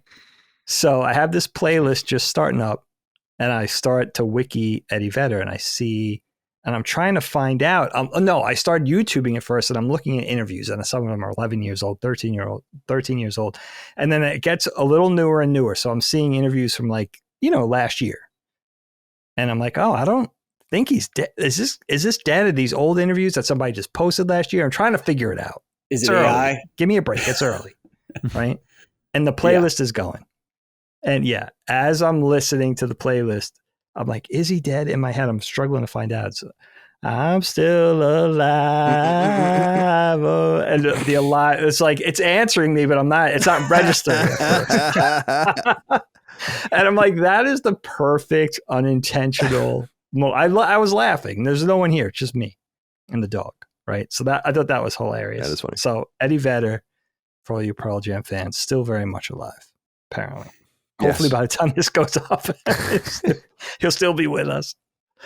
But here's where I realized I was unfairly categorizing this music, and it all boiled down to one song, which I have always hated with every fiber of my being. And I apologize. I will let Pearl Jam and Soundgarden, first of all, Black Hole Sun, legit, good song. Black Hole Sun is good. I mean, it's great excellent. Song. That whole record. Right? Yep.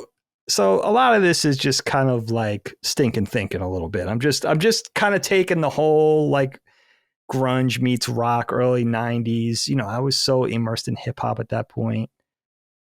But there was one song and one band. I can't even with this band. This song, guys, I'm going to give you 3 guesses. Okay. I'm going to go early 90s. Mm-hmm. Maybe should be lumped in with the other bands I mentioned. I'm not sure. Maybe a little more lighthearted. Can't name another song they did, but I feel like this song was made just to aggravate me. I hated it from day one. Every time it comes on, I'm like, are you serious with this fucking song?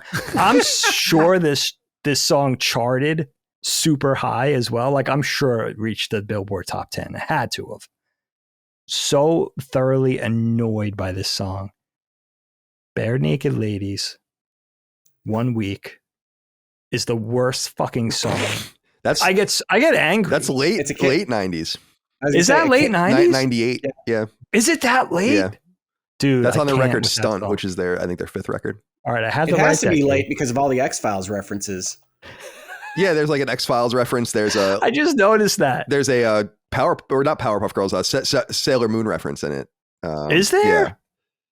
Oh, I could have gave them a little bit of appreciation for the Sailor Moon reference. I can't even. That song comes on. The Sailor and Moon it- babes that make me think the wrong thing is the lyric in the What's the name of this song? One Sorry, Week by Bare Naked Ladies. Week. Oh, okay. I'm gonna listen. We got I'm an gonna age listen in real discrepancy time. I've here. not heard, so I'm just gonna. Don't mind me. Please Interesting. So continue. I didn't Dude, know. I didn't know they. It's funny. Like Bare Oh. Naked Ladies was one of my favorite bands as a kid.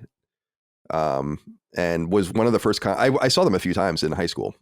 Oh, you saw them live? Yeah, Dana loves Bare Naked Ladies. Yeah, she was. This is where me and her sort of veer from each other. I think of her when I think of this music. We have very different musical tastes in a lot of ways.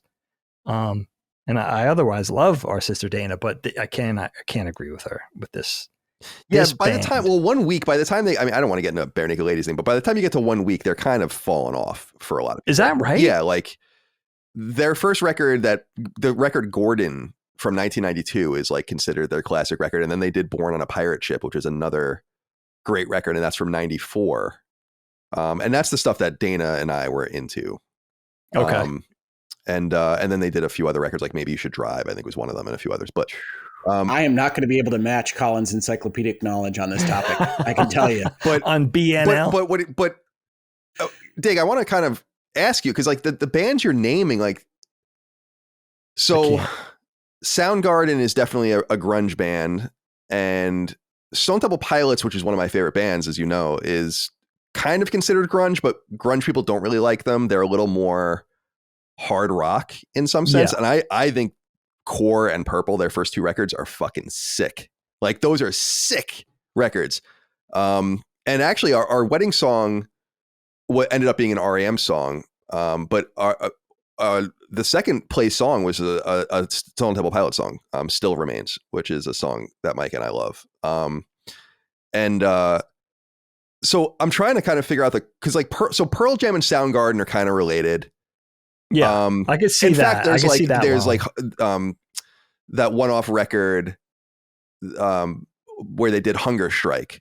I don't mind stealing bread. You know, that's Who's that dude? That song is getting under my skin right now. I can't. From the mouth of Deckard. It makes me.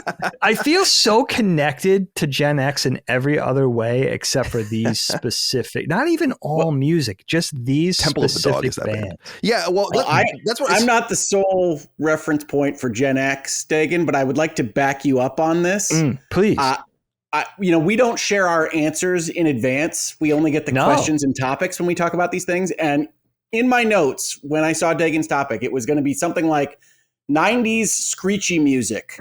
And it is exactly what, like the type of music Colin was just singing that drives me crazy. All I can see is plaid. Oh, yeah. And like very sepia tone 90s television. Definitely. Very plaid. And like, long hair and handsome boy, like handsome boys with long hair, like Eddie Vedder in the video for like Even Flow. Yes, or something. all of that leads all the way up to Creed at the end of this. But this is what you're I'm right. saying. Like, I that don't goes there. really. It does culminate in Creed. Hoeg's absolutely. So, See, like, you're I think saying- of grunge. Yeah, I'm sorry. Go. I'll just tell you for comparison, same era-ish, some grunge bands that I definitely approve of, right? Starts with Nirvana. Yeah, I was going to say but Nirvana definitely was like you had love Nevermind. Nirvana. Yeah, Still love Nirvana. yeah, and Utero. Right? The Breeders. Mm. I would put Sonic Youth into that. I loved all that stuff. I think it was the stuff that was born out of those more independent, save Nirvana, grunge efforts. And it's like where grunge meets rock, and something about, I don't know. I think part of it is that it makes me feel so disconnected from the other people I grew up with that loved it, including our sister, who's a year younger than me. But our generation, class of 90 through 94, I would say, right? High school class. So yeah, but that's where kind of the rubber meets the road for me. But it all culminates. I understand it's all easy breezy until you get to Bare Naked Ladies 1 week. I think that song was made to make me angry. But it's so funny. Like this is what I was trying to say is like I'm trying to kind of connect the dots here. It's like, so Soundgarden and Pearl Jam are definitely related. Counting Crows is like a 90s pop alt rock band that definitely isn't akin to those. Like that's more not easy listening really, but like softer, Mr. Jones, Mr. It is like, Oh, dude, it alt sounds exactly ballads. like everything else you're saying right now. And then Bare Naked Ladies is more like college indie rock. Although by the time you get to 1 week, that's like very studio produced. Mhm. Yeah, it's heavily polished. Right. And even a little rap rocky. So it's very much like it's of the time, which is very funny. I get that. And yeah, STP is the one I take most personally because I think that they're the best of the bands that you mentioned. But they are kind of like what you're saying is that things culminate in what is called butt rock, right? And Creed is ultimately like one of the great butt rock bands. You know, like I never heard this term. Explain this to me. Butt rock is like I don't know it. butt rock is like Nickelback, Puddle of Mud, Creed. I know Nickelback. I've kind of described, Ramon and I have had this conversation, I think, in the past, where it's like, it's rock that's somewhat hard, but typically is in standard tuning. So it's not that hard. And okay. Yeah, I don't know. Like so it has broader appeal. Yeah. And it's got usually kind of more sing-songy lyrics. I mean, Creed is the ultimate butt rock band. And I like Creed a lot, actually. So and I always have. I've always liked Creed. Like I don't know I know everything from the first 3 records, and I like them a lot. But yeah, so it's like you have an aversion. It's funny, man, because you have an aversion to some sort of variety of 90s rock. I'd like to really sit down and think about what time, because I always think about you with 90s stuff that you do like. Like you do like things that are very 90s, like the Sundays. Yes. You like I said, born like out of the 80s again. Born out of the 80s. Maybe that's the trick. You know what I mean? Like they debuted in the late 80s, right? And maybe that few years, 2 or 3 years, was the. But again, like I think my journey, like I took the long way of telling you guys that I can't stand the Bare Naked Ladies 1 week. It started with a journey of thinking all of those bands should be lumped into that, and maybe some of them landed there, and some of them were like, Soundgarden's pretty good. You know what I mean? Soundgarden like for me, rules, dude. You know what I mean? Like that shouldn't have been lumped in. And Chris there, Cornell is dead. So. Best James Bond theme. It's been. Oh, I didn't think of that. Yeah. And I love the 90s. And then the other thing, it hurts because I love the 90s. Otherwise, like that's one of my favorite decades. I'm really, really nostalgic. Chickadee China, the Chinese chicken. Dude. It's awful. How old was I when that song came out? I was much younger. 98. Yeah. So you would have been 25. The sentiment, the emotions that song conjures are the same. Isn't it interesting how music does that though, right? Like one of the reasons why my answer was going to be 90s screech music is because I really hate the vibes of that particular era of music. I hate that sound. And I think part of that for me personally is overexposure, right? Like those are the years where we're just sitting around the lounge with my friends watching MTV. And like the answer that I had for this was that damn Smashing Pumpkins song with the girl in the butterfly ballet tutu. And I can't take it. When Dagan asked me the question, that's the song. That is the band. I hate that music. I am not the biggest music imbiber in terms of pop culture music. I tend to really like thematic instrumentals from movies or television. Giacchino for Lost, musicals. That's what I tend to mostly gravitate towards. Oh, interesting. Okay. Music that has emotion directly attributable to it. Okay. But pop culture wise, I'm going to go with Smashing Pumpkins as the band that I cannot stand. I love this. And that is what I'm bringing to the table. Really? Billy Corgan's got a podcast now. It just started. He's got like 5 episodes. I wish him the best of luck. He did nothing for my youth. He's a prolific songwriter. He's written a shit ton of songs that they didn't play, but that other bands played. Wow. It's playing in my head right now, and it's making me. Which song are you talking about? I'm trying to think of the ballerina video.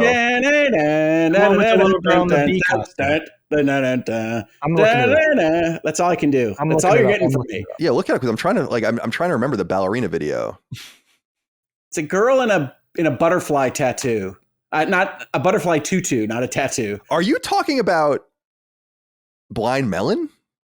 Oh, yes, I guess I am. Oh, I think it is Blind Melon. Sorry. Yeah. Blind Melon. It's a different melon. About No Rain. Okay, yes. See, this is how much I hate it. I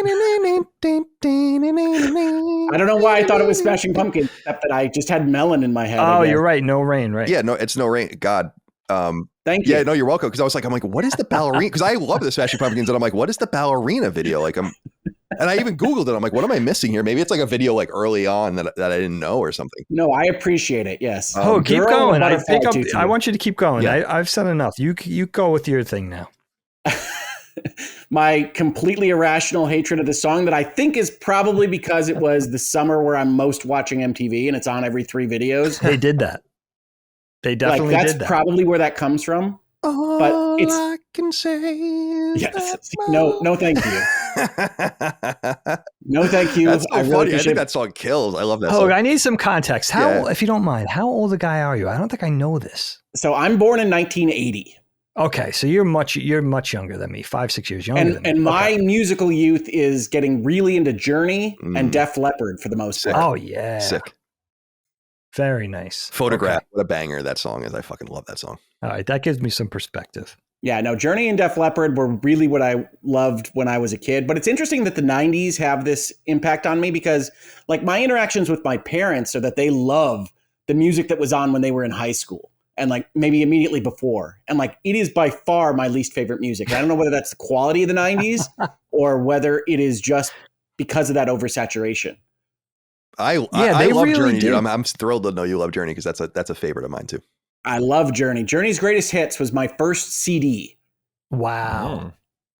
Yeah, you see, and you would have been, well, I would say you would be a little young for that being born in 1980, but you might have been listening to it young, right? That's kind of I think I got that CD when I was 11, maybe. Okay. Yeah, so that was, did you go to ever see them live as a kid or I did not get to see him live. I didn't go to many concerts. The only concert I went to in the 90s was Tori Amos. Oh, cool. Wow. That's interesting. Yep. You might have saw our dad there. Well, his Ankh tattoo was still drying. Well, yeah, he had his Ankh tattoo on his chest. Yep. Sorry. That was the only concert I went to in the 90s. That's interesting. Cornflake Girl was an experience. I've always been jealous of people that got, because I saw Journey live, but with the new singer. I'm always jealous of people that got to see them with Steve Perry. That would have been fun. Steve Perry. Dude. I do love the Journey documentary where they find that new singer. Oh yeah, in the Philippines or whatever. Yeah, he's great. I mean, he's great too, but he's Steve Perry. I mean, let's just say it. Yeah, you close your eyes. Oh no, he's the same dude. Emulation. He's AI. Yeah, he's great, and they put on a great show. Because when I did see them live once, and it was awesome. But in the beginning, they were kind of like playing their new stuff, and they were kind of like apologetic about it because they're like, we'll get there, we'll get to the good shit. You do love it when the old bands are like that, aren't you? You go to see Styx or whatever, and it's like, yeah, okay, we got some new stuff to play for you. Yeah, it's like we don't care. Well, that's fine. Can I cop to something to you guys? Hated Journey until The Sopranos ended. Oh, now love it. They brought you Don't Stop Believing. They brought you into the fold. I just get it now, dude. And it's not even that song. Like, it gave me an appreciation for the whole cat. Like, I actively hated Journey. Oh, until The Sopranos ended, dude. Because Helene's a huge fan for me. Young Hoeg, it was a revelation. I'd never heard anything as cool as Dude, Journey. Journey's fucking sick. Separate Ways is like my favorite banger of them. Separate Ways is awesome. Oh God, I'm actually really positive about Faithfully. That's one of my favorite like romantic ballads. Wait, was that Steve Perry solo or was that Journey? No, that's Journey. The only Steve Perry song that he did by himself that anyone would really care about is Oh Sherry. Sarah. That's Starship. Oh. But like Wheel in the Sky, I could listen to Journey right now for an hour and a half. Yeah, Wheel in the Sky is great. I love Only the Young as well as a great song. Yeah, I mean, all their shit's good. I love them. I have a funny memory of Journey actually in that I got into them in high school. And I didn't know all of their songs. And there was a Burger King commercial with Love and Touch and Squeezin' on it, but I didn't know it. And it's like the end of it was the end of the song specifically, like the da da da da da da da da. And I'm like, what the fuck is this song? And I went on the GameFAQs message boards and was like, dude, what is this song in that Burger King commercial? Has anyone seen that Burger King commercial? And they were like, it's Love and Touch and Squeezin' by Journey. And I'm like, yes, thank you. And that's a great memory I have of them because I didn't know what it was. That's another topic, but I love the topic of what pop culture reference, like music, did you first discover in a completely commercial and separate context? Like, I remember that I learned the song Start Me Up from like the freaking Windows 95 launch commercial. Yeah. That's funny. I forgot about You know what that. I used to love doing, Hoeg, was and do you guys remember like there was like always the compilations like here's music now or whatever, and I used to have like a pad late at night and I would write down the songs and I would try to like download them on Napster. Oh, the analog days. You know what? The Journey might have been exposed to me because they were the first band to have an arcade game. As far as I know, there was a Journey arcade machine where you played as the band. It was like some weird platformer. You could look it up. I mean, it's early 80s. It's got to be. And that might have been my first exposure to Journey, where I was like, oh, this band is big enough to have they're like, I guess I thought back then they were like Beatles-like in size, and they have this. There was a video game show called Starcade back then, where they would have contestants on the game show to play the arcade cabinets competitively, and I think Journey was one of the games, and that's where I discovered it. Interesting. So they get points for having a video game. They had vision. Meanwhile, the game was probably made in 6 weeks by like a division of Quaker Oats. I'll look up the details of that game. I love it. Hoeg, what else you got for music that you hate? Well, now that I know I don't hate the Smashing Pumpkins, apparently, and I instead hate Blind Melon, that's an improvement. Yeah. But no, in all honesty, it's the entire 90s is a black hole with only few exceptions. I said I like Black Hole Sun, speaking of black holes. But great song. Almost all of the music of the 90s, at least that early period, I don't very much like. So that's really my answer. But again, I'm not the music aficionado. I really love instrumentals. I will listen to, like when I was a kid, I say Journey and Def Leppard because that's what I'm listening to in the car with my friends. But like before that, I'm listening to the 3 CD set of the Phantom of the Opera because I thought that was the coolest thing ever. So yeah, my family is a musical family. My mom and dad met in a musical. Like that's the Hoeg family story. So like that's what I was born with. I wasn't really listening to a lot of top 40s or radio music. And the stuff I was listening to in the 90s when I'm driving myself around, I really didn't much care for. I'm trying to think of similar bands of that era to Def Leppard because they were definitely like, I would say, where rock met early hair metal. Before hair metal got crazy with Poison and everything else later in the decade. My Poison CDs went right next to my Def Leppard CDs. Oh, so you were right there with Poison. What else was there? Like Pretty Boys. Striper, yeah. Striper was another one. I loved the glam metal. Oh, glam metal rules. Dude, Dagan was a big Rat fan. I mean, Rat was one of the greats in my opinion. Rat was the best. Saw Rat live. Cinderella. I was outside the 90s. I never got into the bands that you were talking about earlier. I never got into the Beastie Boys. Oh. I never got into the other stuff my friends were listening to that was more contemporary. I was always like a decade removed. Okay. I get you. Kyle, also, between you and me and no one else, because this is not recorded at all, I also had a tape of Debbie Gibson that I really loved back when I was a young kid. That's totally fine. Come on, dish. I want to hear all of it. Yeah, that's great. This is It's amazing. good to be eclectic. Music's wonderful. She's still around. It's interesting to me because I feel like I can talk on most pop culture subjects with a certain amount of familiarity and expertise because I do engage with games. I do engage with movies and TV at a high level. I engage with books at maybe a little lesser level, but still a high level. Music is that area where people have deep, passionate feelings, and I just don't. Yeah. On so many parameters. I'm going to blow your mind right now. And I think this is true. Do it. Check me if you want. New Kids on the Block opened for Debbie Gibson at first. They were the opening acts. She was big. NKOTB. Debbie Gibson was the biggest. It's funny. Debbie Gibson performed at like the Rose Parade this year. And my girls were asking me, who is this person? Because she doesn't look like Debbie Gibson from the 80s. And I was saying, well, so she's like one notch below what Taylor Swift would have been in the 80s. And I'm trying to describe like the equivalent of what they might recognize here. And I'm asking the AI, speaking of AI, to bring this all together. I'm like, what is the equivalent of Debbie Gibson's profile in 2025? And the AI came up with some examples. I can't even remember them because I didn't recognize them. But I told them to my girls, and they're like, "Oh yeah, we know her."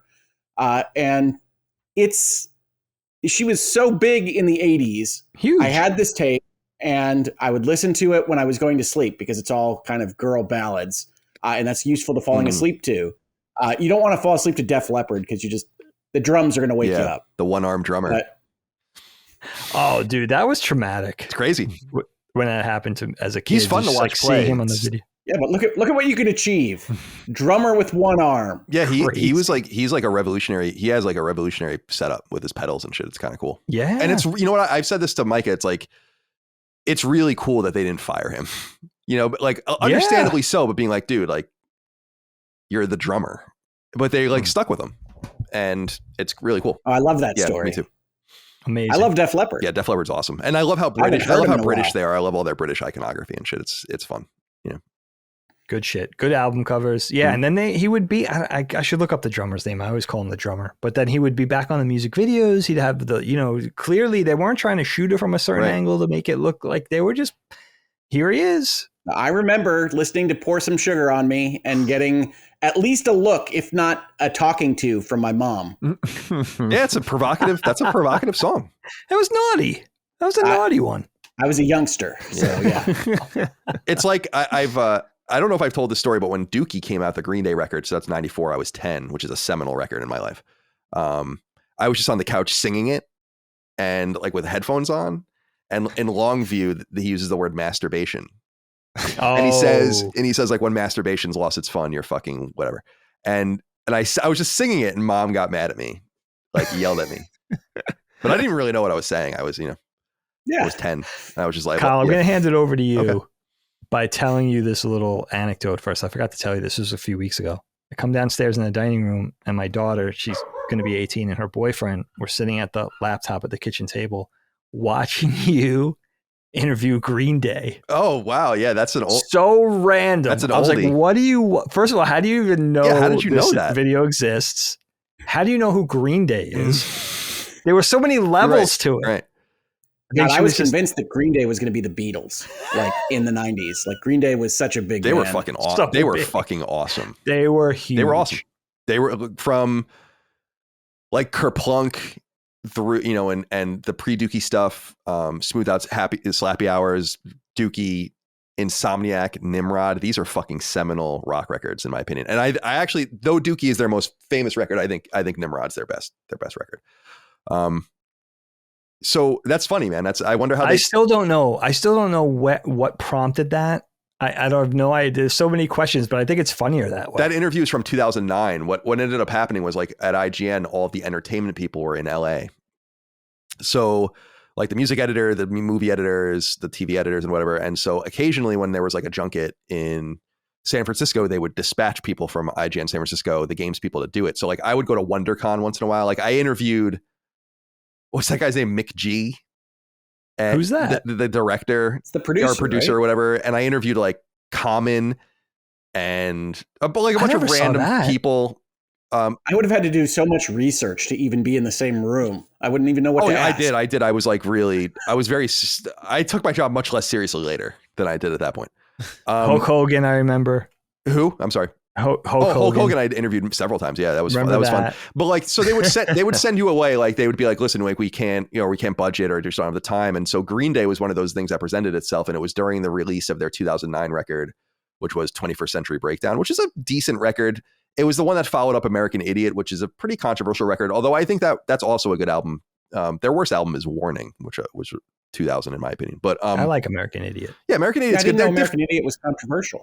It's because it is more of it is not a Green Day album, which I think began with Warning in some sense, which is their 2000 album, but it's much more produced, much more refined.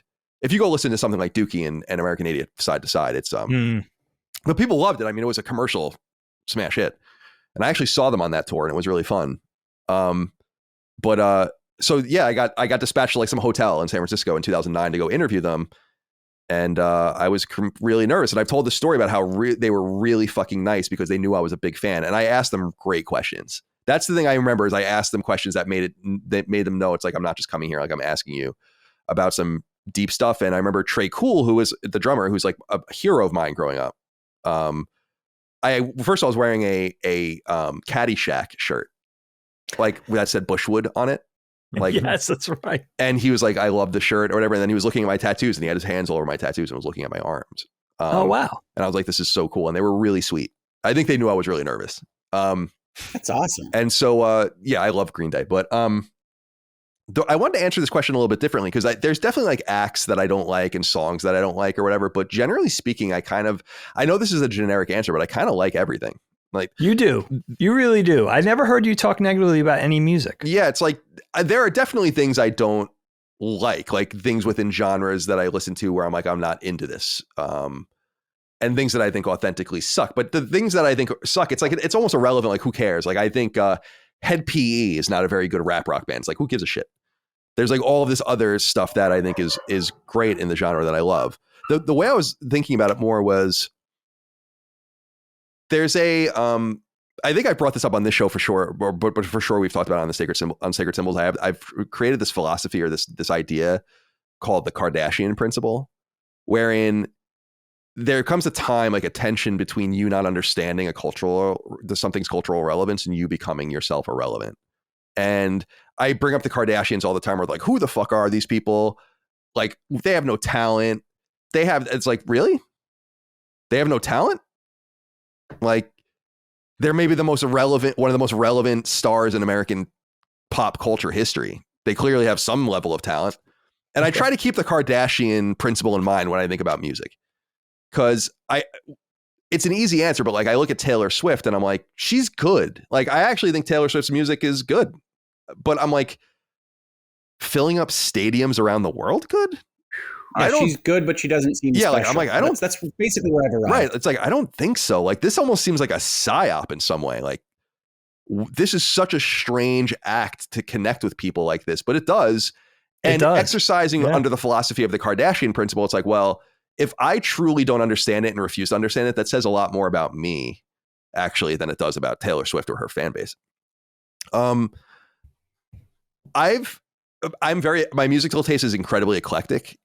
As I always joke about, I have one master playlist with many thousands of songs in it, and I just play it on shuffle. So it's literally like, rock song from the 60s, hip hop song from the 90s. Here's an 80s new wave song. Here's like a show tune. Here's a theme song. Here it's like just all, and I love that kind of stuff. And I'm so used to people judging me for my musical taste that I try not to judge others for their musical taste. And people are very judgmental in the musical space. I've always known that. We were talking about Creed earlier, where it's like, Limp Bizkit's another good example, although they're very different bands, where it's like people loved them and then hated them and now they love them again. And it's like, actually, I've always loved them, like the entire time, because I feel like people, it's not virtue signaling in the same sense, but they're signaling to other people like they're cool, they're with it. Oh yeah, Creed sucks and this shit sucks. But I'm like, no, I liked this at one time, so why wouldn't I like it now?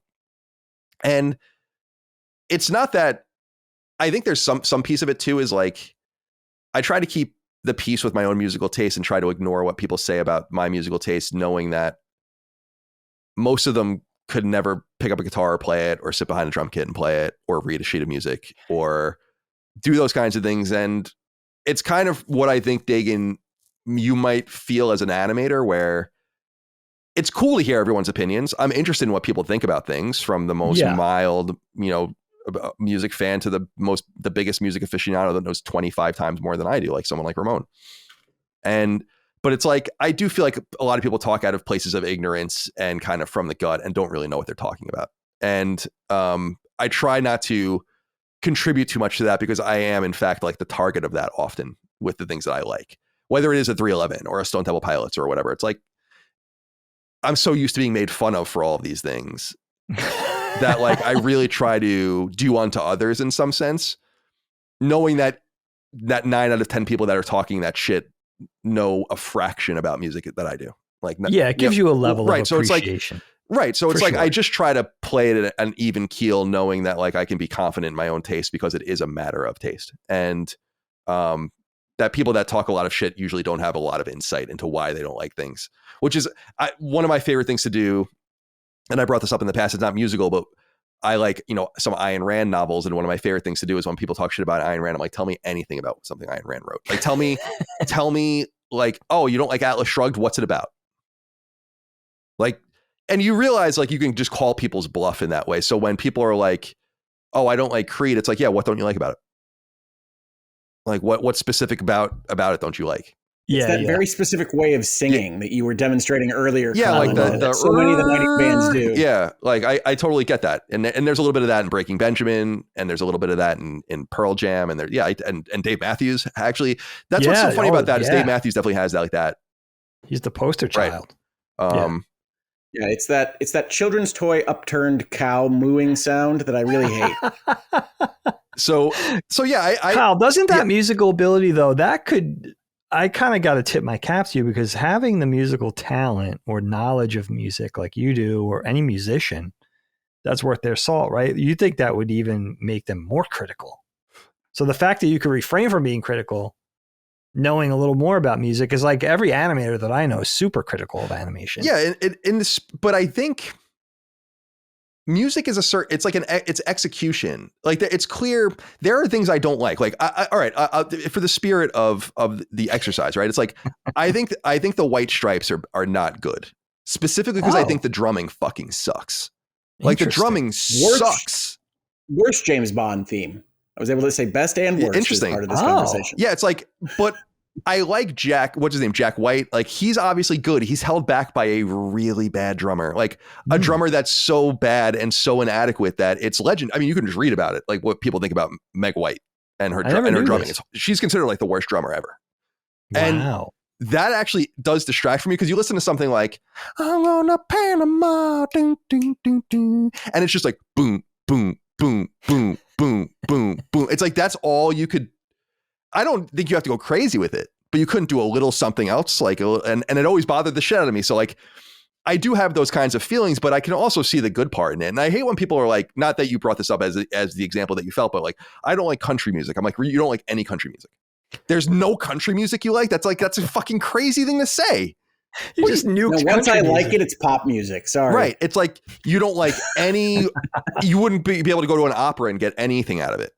You can't listen to hip hop and there's nothing, not even the musicianship or the programming in it. Right. Or like that to me is like, I just love music too much. And music is a major part of my life. So it's like, so to me, it's I every day just listen to music, not like passively or whatever. I just sit there and listen to it.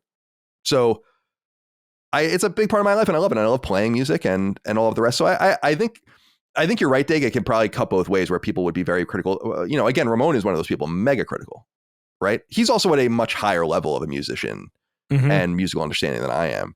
But to me, I'm like, no, I find there's an enormous amount to enjoy in, you know, everything from the Bare Naked Ladies to the Backstreet Boys. It's like, when I was in middle school, I bought that Hanson record, right? With Mbop on it. Mbop is a bop. I mean, that song's fucking sick. Wow. I love that song. You know, when I was in middle school, I liked that Chumbawamba song. You get, or I get knocked You like down. it right now. Don't tell us different. I really don't, because I learn more about them, where like they're weird. Those guys, like the big story about, they're like socialists or like maybe even communists, which is fine. I don't give a shit about that. But they're just kind of weird, where they were offered an enormous amount of money for that song by Nike in like 1997, and they just turned it down to like make a point. And it's like, you guys just totally destroyed yourselves. You know, you owned yourselves. Oh, wow. Yeah. But I love when I listen to music, even music I'm familiar with, I love adding it to my drum playlist. And I just what I do every day pretty much is I just sit behind my drum kit with my headphones on, like noise canceling headphones with the music pumping through. And I just hit random on that list and just play along with various songs that I like to play with or that I want to learn. Yeah, that's cool. So yeah, I just think that like there's shit I don't like, and there are bands to make fun of for sure, but I'm generally pretty open to new to all sorts of different kinds of music. And yeah, like your Meg White example, is there anything that is otherwise popular that you find technically deficient in a way that you could say that you don't like? Imagine Dragons. Chris always brings up because he hates them. That's kind of like they're kind of a weird band. I just think that there's like people aren't looking for the things that are technical, because if they were, they'd be listening to like math rock and progressive rock and all that kind of shit. No, I agree completely. Sure. music popularity is emotional resonance based. Definitely. Like, and is different from technicality. And there are, one thing I can say, I guess, again, in the spirit is like, I'm not crazy about jam bands, but it's not even the jam band's music. It's jam band concerts. I always bring up Humphreys McGee as a good example of this, which is a band I really love. Their 2004 album Anchor Drops is a superb album, but I dare you to go find them playing it live, and they'll turn a 5-minute song into a 17-minute song, and it sucks. And it's like, just end the song. Yeah, that's and the rough. concert's an hour and a half long, and it's like, all right, there's the 7 songs we're playing tonight. Thanks. I can't see anyone going in. And for it's that. like, dude, people love it. Really? They love that shit.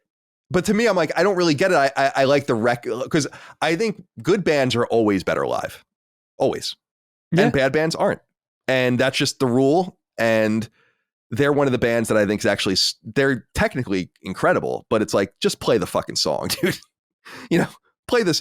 I don't want you to play it like, there was an interesting conversation. One of my favorite bands is The Police. Stuart Copeland was giving an interview recently, who's like an amazing drummer. And he was talking about Neil Peart, who was the drummer of Rush, and how they would talk to each other, and Rush played, R.I.P. Neil Peart. Rush played where they were like, we're playing what's on the album to a T. Mm-hmm. And Stuart Copeland was saying to Neil Peart, like, I'm jealous that I watch you guys play live and people are doing the drums in the air and they know exactly when you're going to hit the cymbal. And he's like, yeah, because you have to play the songs the same way, which anyone who knows The Police knows, like, they don't. Like, and the songs are played right, but he'll play the drums differently every time. Interesting. And so there's a different space for even the technical, for the reproduction of it and what you're looking for and what your fan base is looking for and all of that. But it's about, is that a skill thing, or is that like he's just improvising not to be bored? Yeah, I think he's bored. I mean, he's an aficionado. Like, he's a great he was the composer of Spyro the Dragon, which is hysterical. But he does a bunch of like random shit like that. So I think he was just bored. Yeah. As opposed to wanting to replicate it. So I think people go in for different things. And so when you see like some prog rock bands, if you go see like Porcupine Tree or something like that, they'll play it the way it's played on the album, and it is an 8-minute song and it's perfect. But if you go see Humphreys McGee, they'll take the 5-minute song, make it into a 12-minute song, and that's what people want from them too, or I guess a majority of their audience. So you got to give the people what they want. And there's nothing like live music. I'll just end on that. There's nothing like live music. It's one of the few things where I get really excited is when a band's about to come on the stage that I want to see. Like, where 311's about to come on, the lights go down, they're playing weird shit over the soundboard, whatever they're doing. You don't know what they're going to come out and open with because they play different songs every night. And for a minute, and you see the silhouettes of them getting on, the roadie handing them the bass, and they put it on, and you're waiting for the first notes to see what they're going to play. There's a very special something about that. And it's not possible with a lot of bands. Bigger bands like Taylor Swift plays the same set every night. Right. But for smaller, like mid-size and smaller bands, they won't play any song, but they'll usually have 40 or 50 songs practiced for that tour. And then they'll make some permutation of them. That shit's exciting, man. Wow. I love it. And not cool. knowing. And one of the things that was cool when Ramone's band Bad Rabbits opened for 311 a few years ago, and I went backstage, I was actually staying at Dagan's before that. It's like, I got to see 311 set list before they played. I saw their roadies like taping it to the stage and shit like that on all the different places. And it was different because I was like, I know exactly what you're going to play, So yeah, shout out to music and all those who make it and all those who enjoy it. Vital. You're right about concerts. I'm sorry, go ahead. Oh, I was just saying you're right about concerts, that live music is different. And while some folks do get exposed as not being as good as they are in the studio, I always have found that the thing that I react to the most is strange.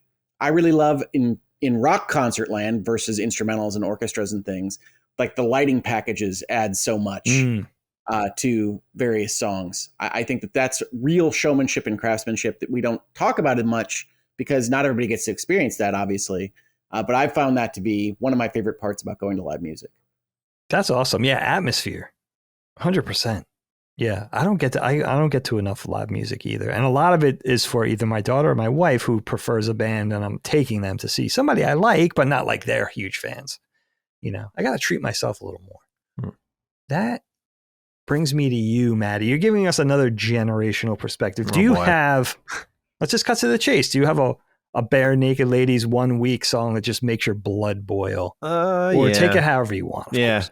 Yeah, I will say I think I fall into the Hoeg. Actually, I shouldn't say I fall into the Hoeg camp because Hoeg, you can hold the conversation on music. My music taste is incredibly sporadic. I grew up not really caring much about music because I kind of just listened to what other people were listening to because I thought it would help fit in. You know, like it just like I was a kid who just liked games, so I was like, oh, you listen to Green Day, cool, I'll do that too. That's kind of how I roll. Oh, 50 Cent, love 50 Cent, but like, you know, it was just like that was what my brother listened to. I was like, okay, cool, got it. Like, Okay. you know, so I was a big follower when it came to music. Like I had no. I mean, I can mail you my Phantom of the Opera CDs. Yeah, I mean, help me out, man. Right? Clearly, I need it. So my conduit, unsurprisingly to anybody listening this, was really gaming and just kind of discovering. I really think I am in the process of discovering what I do and don't like about certain bands. Like I could not like. To my point of sporadically liking music, like a lot of my initial discovery as a kid was like Guitar Hero. So like I can't say like Colin ran up and down albums. Could never fucking do that in my wildest dreams. But can I tell you, I like Painted Black from the Rolling Stones. Absolutely. That was a great song, Guitar Hero 3. I think Rock Band and Guitar Hero were massively influential in our generations. Very important. Yeah. I would have gone completely without a lot of that. And I think it is one of the most important games made when you think about it from that perspective, just like maintaining that musical culture despite like generational differences. So to my other point was Fallout. That was like what introduced me to the 50s, where I really felt like I found my home with music, just that sort of cleanliness piece to it. There, you know, I'm not a big fan of like today's music. I think a lot of it is driven by crazes. Like you guys talked about Taylor Swift. Another example is like Chappell Roan. I enjoy her music, but like, I mean, the craze around her was next fucking level. Like there was no one, still is no one who is like reaching her level of like fields and fields of people who are like miles out, can barely even hear the music, but they just want to be there for like the Chappell Roan moment. So, you know, I also have not really attended many concerts either. I think I went to one local concert with my dad. I can't even tell you. I think the Dave Matthews Band might have been. I don't remember. Oh well. Maybe. I've seen them a couple of times. They're great live, dude. Couldn't remember a thing from it. Yeah. You know, I was just like, get me home, man. But along you for know, the ride. Exactly. Went along for the ride. My dad wanted to see it. I was just being a good kid. So to my point, like what have I surfed through in this musical life and learned I don't like? And I wouldn't pick a band or a song, but in fact, an entire genre and wipe it out if I had the choice. And that is country music. No, see, this is a wrong opinion. I can't fucking stand it. We're always talking about trucks. We're always talking about heartbreak. We're always talking about love. Yeah. It's always the fucking same. It sounds the same. It's the same suite of instruments. Some of the, you know, country rock, that sort of thing. Like I can admit I'll let out a foot tap to that from time to time. Couldn't point out a song, but there's been times I've caught myself slipping. But by and large, when I hear country music, it's an instant skip. It just never has clicked with me. I do appreciate the oftentimes patriotism built into it and whatnot. So no disrespect to those who do love little country music, but for me, man, like I just anytime I hear it, it's not like I don't want to say I'm Dagan levels. I get pissed. I'm just like, no, please. Like my brother really got big in the country, and anytime I was just like, all right, I just gotta tolerate. It's a tolerance. It's a tolerance. People are just gonna send Dagan clips of 1 week now. Yeah. Oh, dude, he opened himself up to that. It makes me so angry. And yeah, I really do think it comes down. I'm not. And it's funny because I'm not a lyricist, if you will. If that's even the correct term. You know, like because a lot of my favorite stuff I listen to is like instrumental. Like when I'm listening to 50s, of course I love like a Billie Holiday and Ink Spots, whatever. But like most of the time when I'm listening to music, because I work from home, so it's not like when I'm in the car, I'll listen to, you know, songs with lyrics. But when I'm working is when the music's on and lyrics will distract me. So I prefer instrumentals. So it's strange for me to have such a strong dislike for a genre of music based on their lyrics, because it's like I feel like they're printing the same suite of lyrics and just going across each song the same way. Obviously a very generalist take. Obviously someone who doesn't listen to a lot of music's take. But that's, you know, that's where I joke with you about it being a wrong opinion, but that comes from someone who went to college in rural Michigan, which had 5 radio stations and they were all country music. Yeah. So I hear you. I was over it a little bit myself, but there are some real, I think the kids call them bangers. Yeah. In country music. There really are. I You agree. can't throw the whole bathwater out of country music, or the baby's going with I don't it. like my all or nothing approach here. Yeah, it's just if I had to pick one throughout the though, entire decade, so it's okay. yeah, if I had to pick one though, because there's just no other type of music, any other type I can think of that I've heard. I'm like, yeah, this is good, or I've heard something good from this. But I feel like country music, I still have yet to hear that like guilt. For me, it would be a guilty pleasure track. Like, oh yeah, this one's clicking with me. I'm not going to let anyone know about it. Like I have yet to have that moment where I cave a little bit. So yeah, it's not something I have a lot of strong opinions on because again, I'm not super well versed in music, and I think video games were heavily influential on my taste growing up when it came to music. Because I can't really think of many video games who have like utilize country music. Well, I was going to ask you guys that. I'm looking at 3 avid video game guys. Just give me the best video game OST. If you had to pick one, you had to boil it down to one answer. I mean, technically, the cheating answer is Mafia 3. Oh yeah, I just played through all of that, and yeah, that does have a really sick soundtrack. I mean, that's the best soundtrack in gaming history. Is it scored or is it all purchased? That's a soundtrack. It's not a score. The score licensed. is inconsequential. Okay. Yeah, if we're talking soundtrack, like licensed music and stuff, I mean, I go with Fallout 3. You know, that's a pretty easy one for me. Just the, especially with how it works with the fiction. It's really interesting to me. I'm going to go with Civilization 4, since that's where we started our conversation, and Baba Yetu might be my favorite song in video game history. Yeah, for soundtracks, it's like, it's probably down. Something like Vice City or San Andreas. It's a good answer. Yeah, GTA but for scoring, it would be, or it could even be something random, like a random EA game or something. Like, because the license, I used to get so much, especially because I was so into like new metal and rap metal and all that kind of stuff. Like Madden or NHL would be loaded with the shit. Need for Speed every year. It was awesome. Need for Speed was great. Songs up in the corner. And so I got so many songs off of those games, like many songs. I forgot all about that. That's how I learned about like the Buzzhorn and Hot Action Cop and like a bunch of bands that I actually really like. So yes, Need for Speed. But favorite score, Mega Man 3. Yeah, good answer, dude. Classic. I think I'm going to stick with Civilization 4, but outside of that, the franchise that brought me to video game music is Final Fantasy, and certainly Final Fantasy 3/6. Oh yeah, where Uematsu is just knocking out banger music after banger music, culminating in that game for me in the Opera House scene, where I kept a save for 20 years. So did you really?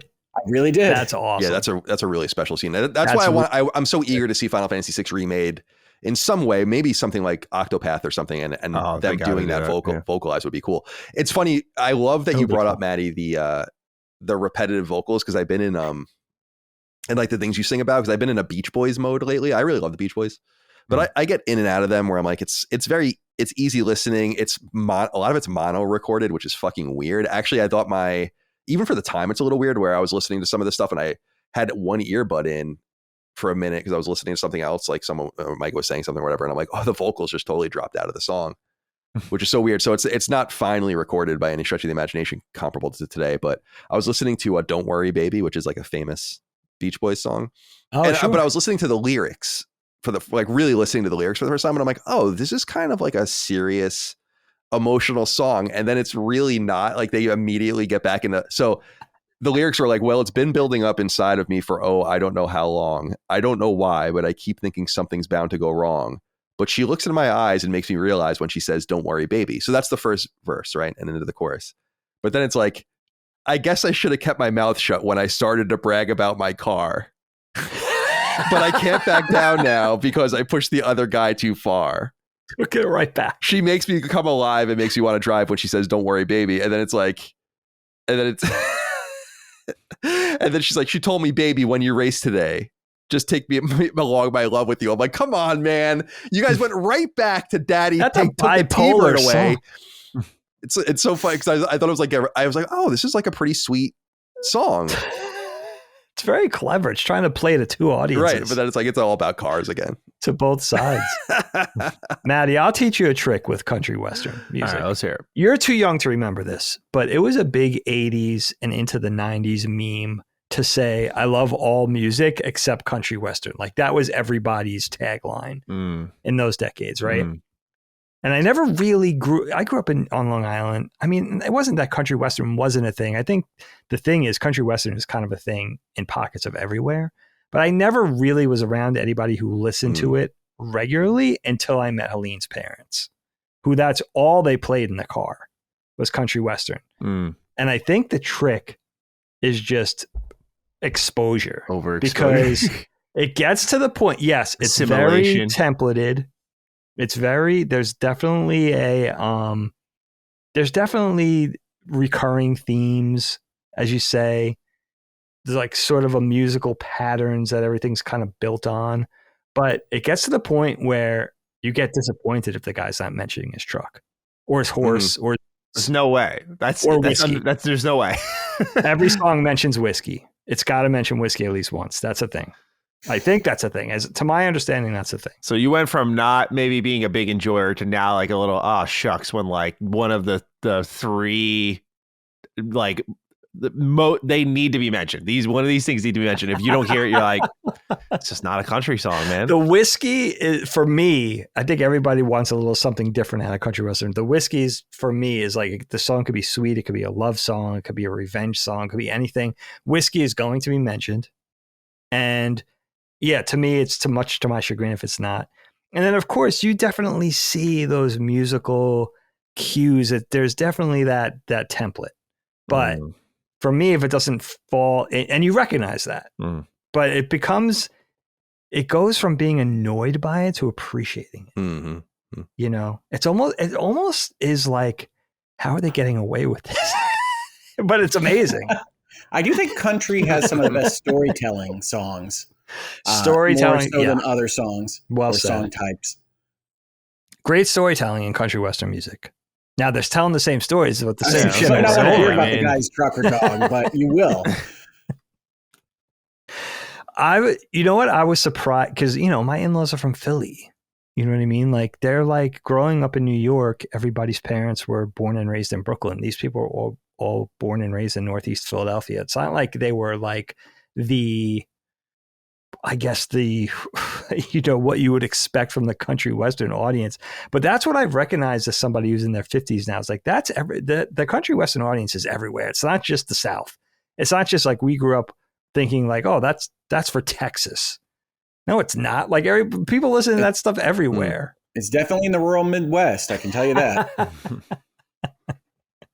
So I don't know. Maybe it just that appreciation came with age, but there's something really special about country. And Helene, it'll come on the radio and she gets so aggravated by it. She's like she's of your mind, like all these songs sound the same. I don't understand what you're listening to, mom and dad.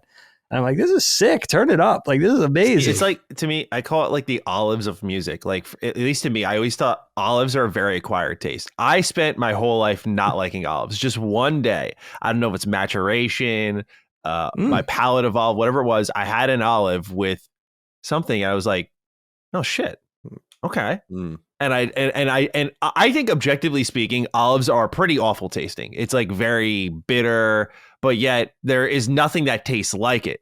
So I feel like that's kind of what country music is. Like, it's just this very like, you just get used to the bitter taste, and then eventually you're like, yeah, you know, I can't imagine a sandwich without it. I don't know, you know.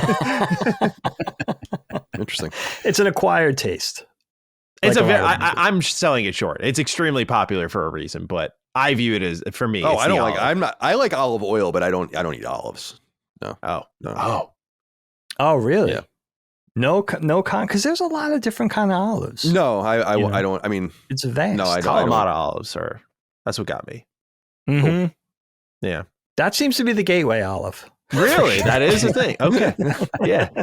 Because I tried like blue cheese stuff. So I was like, I like blue cheese, but I like, even that was doubling down on the bitterness, man. Wow. Yeah, that's a lot of flavor right you're there. Eating moldy cheese, little bitter olive. Yeah. It's just, I thought it would be great, but that pushed me further away. No, that's like going from weed to crack. You need to like put some heroin in there or so. So you got to temper it a little bit. I want to read you guys this because I'm not going crazy. I am the old guy here. I want to read you about the journey video game that I was talking about. Just a little blurb from the Wikipedia page. Journey is an arcade video game released by Bally Midway, little known video game company, in 1983. Rock band Journey had enjoyed major success in the early 1980s, and Bally Midway decided to ride this wave of popularity by creating an arcade game based on the group. Its release was intended to coincide with a U.S. tour by the band. Now I remember this. This game uses digitized photographs, maybe the first time, of the members of the band at the time, including Steve Perry, Ross Valerie, Jonathan Cain, Steve Smith, and Neil Schon. So I remember the digitized photographs because that was a pretty steep evolution to Pac-Man at the time. It was like, wow, there's like actual photographs in this game. They're very pixelated, very digitized, but yeah, interesting game. I don't think I ever played it or even saw it live in the arcade, but I definitely saw it on TV. Very, very interesting, my friends. The only other thing I wanted to say was, this is something that resonates with me. There are a few bands that you just feel that bond to, right? For me, it's rap group De La Soul. Like, for them, every album was a very steep evolution from what they did before, but there was just some sort of inherent bond with everything that they did. I loved everything they did. Sometimes it had to grow on me over the course of a few days or a couple of weeks or something, but ultimately every single album, though different, I loved. But did you guys ever experience a group or a musician of any kind, you loved their whole discography, then they put out that one track or that one album that was a real letdown to you? I can't personally think of an example of that, but do you guys have that, where it's like one outing was just like, oh, this doesn't gel with everything else I love about it? Yeah, Dredge is a great example of that. Okay. Their last record, which released in, I want to say 2012, is bad. And I think widely considered bad by most fans. And I don't know how they feel about it, but it's just too bad that they're kind of went out like that. It's a very strange record. And maybe that's why. Yeah, maybe. So it was like produced by like a kind of a strange producer, and it's got like a very electronic feel, and it's just a very strange record. And it feels like the loop is unclosed with like their discography because the other albums are so fucking good. There's 4 other albums, but specifically El Cielo, Catch Without Arms, and Pariah. Those are like actually really, really top-notch records. And so that's the band that I come up. 311 has a few, like every one of their records has songs. Their first 7 or 8 records are great front to back, but their later records have good songs on them. They're just not as good anymore, in my opinion. Okay. So you do, so that has to be heartbreaking. Yeah, it is what it is. I feel like some bands just like writing music and like releasing music. There's not a lot of money in it. I don't think people understand that, like that there's not a lot of money in making music. And I'm not saying touring and all that. I'm saying like putting out a record. It's not 1972. You're not making, it's not even 1995. You're not getting good contracts. You're not getting good distribution. A lot of people are just pirating your music. So there are some bands that are just passionate about it, but I think there are some bands that feel like they need to justify their touring on new music, which I think is a mistake, because the touring is where the money lies. And a lot of these legacy bands, people want to hear the old stuff. Like, you don't really need to do anything. That's why it was so fun until very recently. Like, Billy Joel didn't release music for like 30 years, but toured constantly because he's iconic and his music's iconic. He doesn't need more music. It's like, right. It's like saying Rembrandt needed to paint more or something. It's like, no, we can just like look at what you got. You were pretty good. And, so yeah, it does have, so it's much worse with Dredge because we never got anything after that. And it's so it would have been like kind of a blip if they made more records, but they didn't. But 311, I just feel like they just need to keep doing it, even though they don't, or at least I don't, but who am I to say? And I'm sure they probably still sell decently, but yeah, so I've definitely been there. Yeah, that's interesting. What about you guys? Have you guys ever experienced anything like that, where it's just like you get it? It's this relationship where it feels like you get the band, they get you, and then but this could happen with anything. A director that you love, a novelist, a video game, creator. They just make something that in their 4th or 5th try just doesn't strike you the way the previous things did. What do you think? I certainly think musically the answer to this from me is going to be no. But I think primarily that's because what you're describing is essentially staying abreast of what they're making as they make it. And for me with music, for the most part, I'm finding a song or a band that I wind up liking and I look it up on Apple Music or whatever. And the album I like is from 2010. And maybe they followed it up, maybe they didn't, but I'm not going on the journey with them. And what I liked is old and the band probably has broken up. Like it's very rare where I find something that I like and they're still in existence and still making music. So I haven't experienced that personally. That's an it's awesome certainly point. possible with like authors. I think like Michael Crichton fell off for me. He was my favorite author for a long time. Okay. And I was reading everything that he released right until the end. He's unfortunately not with us anymore. But yeah, I'm sure I have experiences with other mediums where that has happened. Not so much with music. Yeah, if you run side by side with a creator, after a while, it's going to inevitably, right? It's not going to, something's going to fall I'm sure short. I've disappointed some subscribers. Right. Yeah. I mean, creating YouTube content, same thing. Yeah, from Right? the other perspective, I'm sure someone said, "Oh, Hoeg isn't the guy I thought he was." Yep. Oh boy. Fair enough. Yep. Or streaming, that type of thing. Yeah, absolutely. And the time and place thing is a good point too, Hoeg. There's definitely a different context when you're like, your date and time with a band, but then you discover it 10 years on. There's a difference. Yeah, I'm being introduced to things right now, primarily from like Pandora or Spotify or something like that. Makes sense. And it's always older stuff.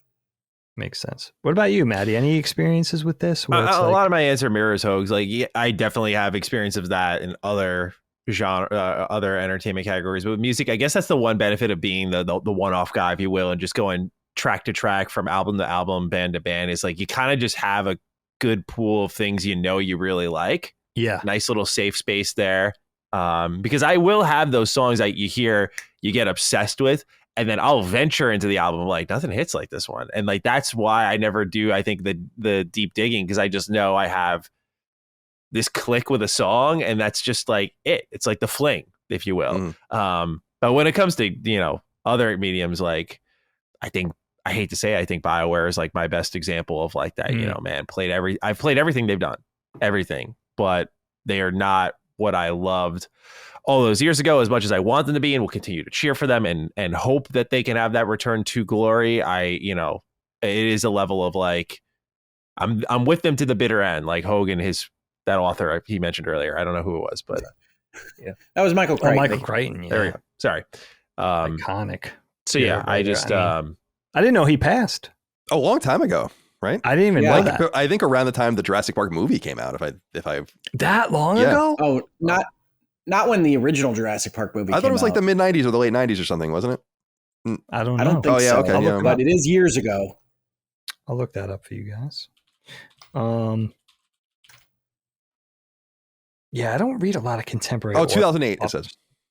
Oh, okay. Sorry, So I'm way still, off. You're faster I'm than way me. off. That's 14 years off. but a long time ago. Yeah. Well, that was fun. If we have any vision at all, we'll just cut to black on this episode. Don't stop. We'll see. Well, guys, if you're satisfied, I'm satisfied. Yeah, that's great.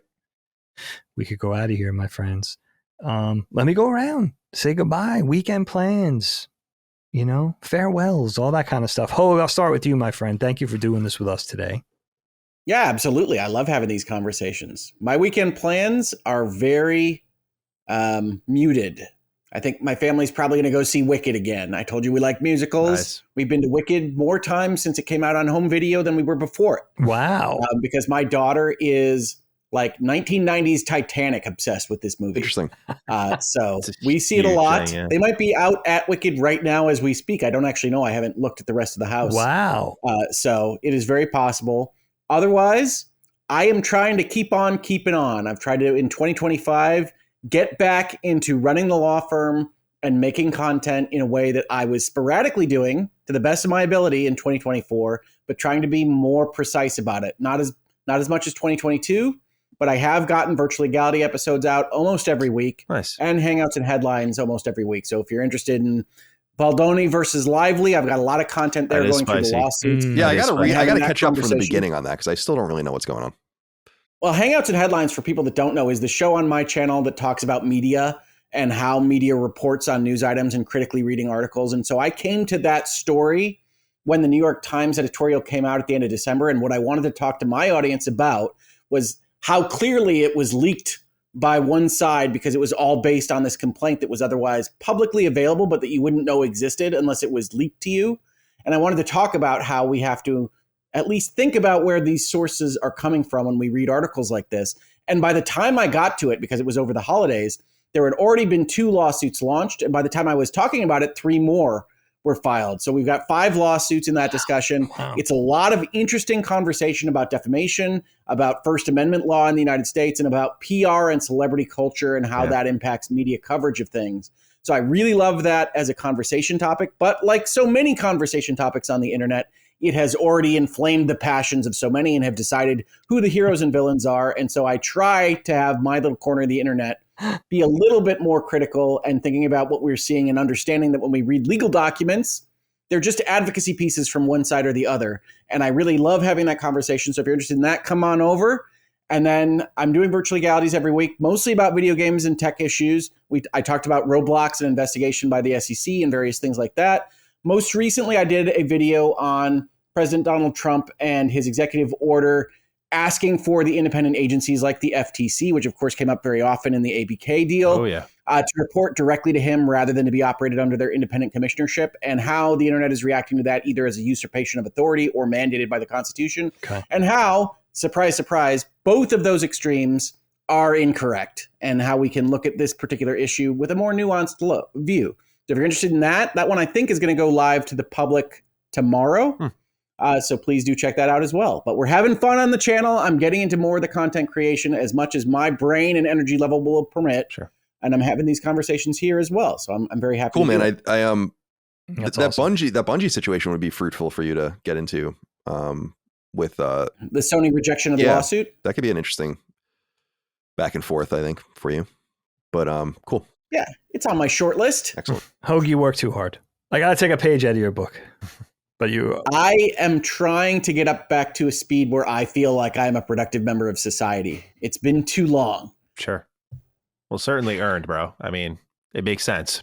So I'm glad you're getting back to speed to where you want to be. It just bugs the heck out of me. Sure. It's just the way I'm internally wired is to say this is not acceptable. I wouldn't expect anything less than this drive from the man who won Stroke of the Year.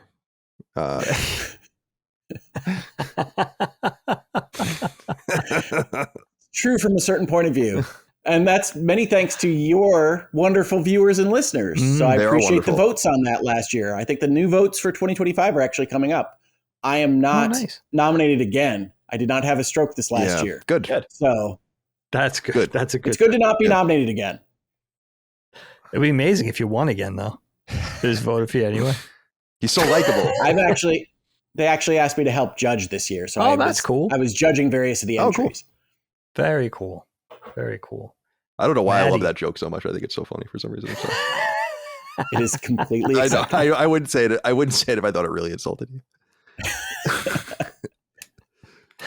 Matty, partying is such sweet sorrow, my friend. Oh, yeah. What do you got for us on the way out? Well, first off, good to be here. Appreciate you guys having me.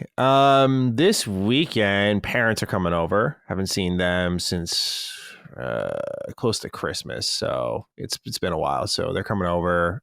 Speaking of Wicked, actually, because my mom's been wanting to see it, and my wife loves Wicked, so that will be it's a fantastic movie. Yeah, I've only seen the Broadway play, so we will be watching that this weekend. It'll be my first time seeing that, so I'm looking forward to that because I've heard really good things. And I mean, Laylee listens to the soundtrack of that movie so much that I know the lyrics now before even seeing the movie. So that'll be fun. Otherwise, though, just I think laying low for the most part. Not much going on. I've been in a good meal prep cycle every weekend, so that'll be part of my routine is going out grocery shopping, coming home, cooking everything, putting it in little Pyrex glass containers, put them in the freezer, and I pull them out when I'm hungry during the week. Which is actually what I'm going to do right after this. Multiple meals at a time? I'll cook like one big meal. Like I'll make, like I've been making this coconut curry chicken with rice, and that's been really good because it's easy to make all of that in bulk. You just slice up a chicken breast,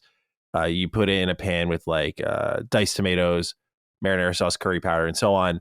And then you just make the rice on the side, and then you just got a lot of each, divide them up, put them into a bunch of containers. I usually make Very like two cool. different types of meals. So Okay, very cool. that and a taco bowl have been my go-to. So Oh, Taco Bowl. Very I nice. respect it. yeah, just literally I like take that. beans, beans, corn, ground turkey, taco seasoning, mix it up, put some pico de gallo in there, bro. Fucking beautiful. That sounds right. Mash up a avocado if I'm feeling fucking crazy. You have made me hungry. So that's kind of, those have been my two go-to meals for like the last 3 weeks. I think it's just those. It's been nice. So that's been my weekend routine. But yeah, seeing the parents. So that'll be good. Nice. Call your mothers. Yeah. Call your mothers. I think my parents called a number of times during this taping, so that's what I'll be doing immediately after Nice. this. Oh man, I hope nobody hit their rearview mirror off at the stoplight and then took off. And It wasn't at that level of volume for me, so I think it was just them trying to get in touch. But they're also probably a little concerned that I didn't pick up the phone. Mhm. So we'll see how that conversation goes. Oh my goodness, Everyone relax. I know that feeling. Never. I'm just a very responsive phone picker upper. I don't know what to tell you. So if I don't pick up, they're I see. is everything okay? Yeah. Oh, I gotcha. Okay. Yeah. All right. Never a dull moment. That's how the parents like to do it. And listen, just indulge me in a little bit, just a wee bit of housekeeping. Patreon.com/laststandmedia for early ad-free access. As always, get all the goods. Avoid the FOMO. Listen first, watch first, respond first, comment first. Comment first is important. There's always that knucklehead in the comments with the first. Yeah. And there's usually 10 of them because they do it at the exact same time, right? If you want to be first, you got to subscribe, right? LastEndMedia.store has the merch. I haven't checked in. I haven't done a show with Micah in a while. I'm not sure where the merch is at. New stuff, old stuff, but I'm sure there's stuff. There's some goods available, some dry goods. Some sundries. Sundries. The Maybe Last some Stand wet Media goods if you get oatmeal. lucky. Who knows? Listen, for Matty, Hoeg, and Kyle, I'm Dagster Moriarty saying thank you so much for joining us. You're appreciated. We love you. We'll see you next week. In the meantime, go listen to your second favorite podcast. Goodbye. Constellation is a product of Last Stand Media and Collins Last Stand LLC and is proudly recorded in the USA. The show was conceived by and is directed and hosted by me, Colin Moriarty. My co-host is my brother, Dagan Moriarty. The show is produced by Last Stand's executive producer, Dustin Furman. All Last Stand theme music is by Ramon Narvaez, and all of our graphics and logos are by Dagan Moriarty.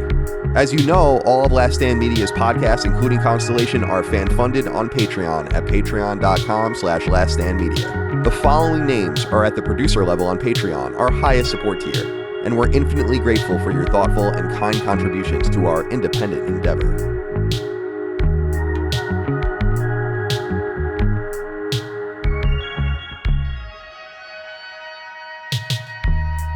Thank you.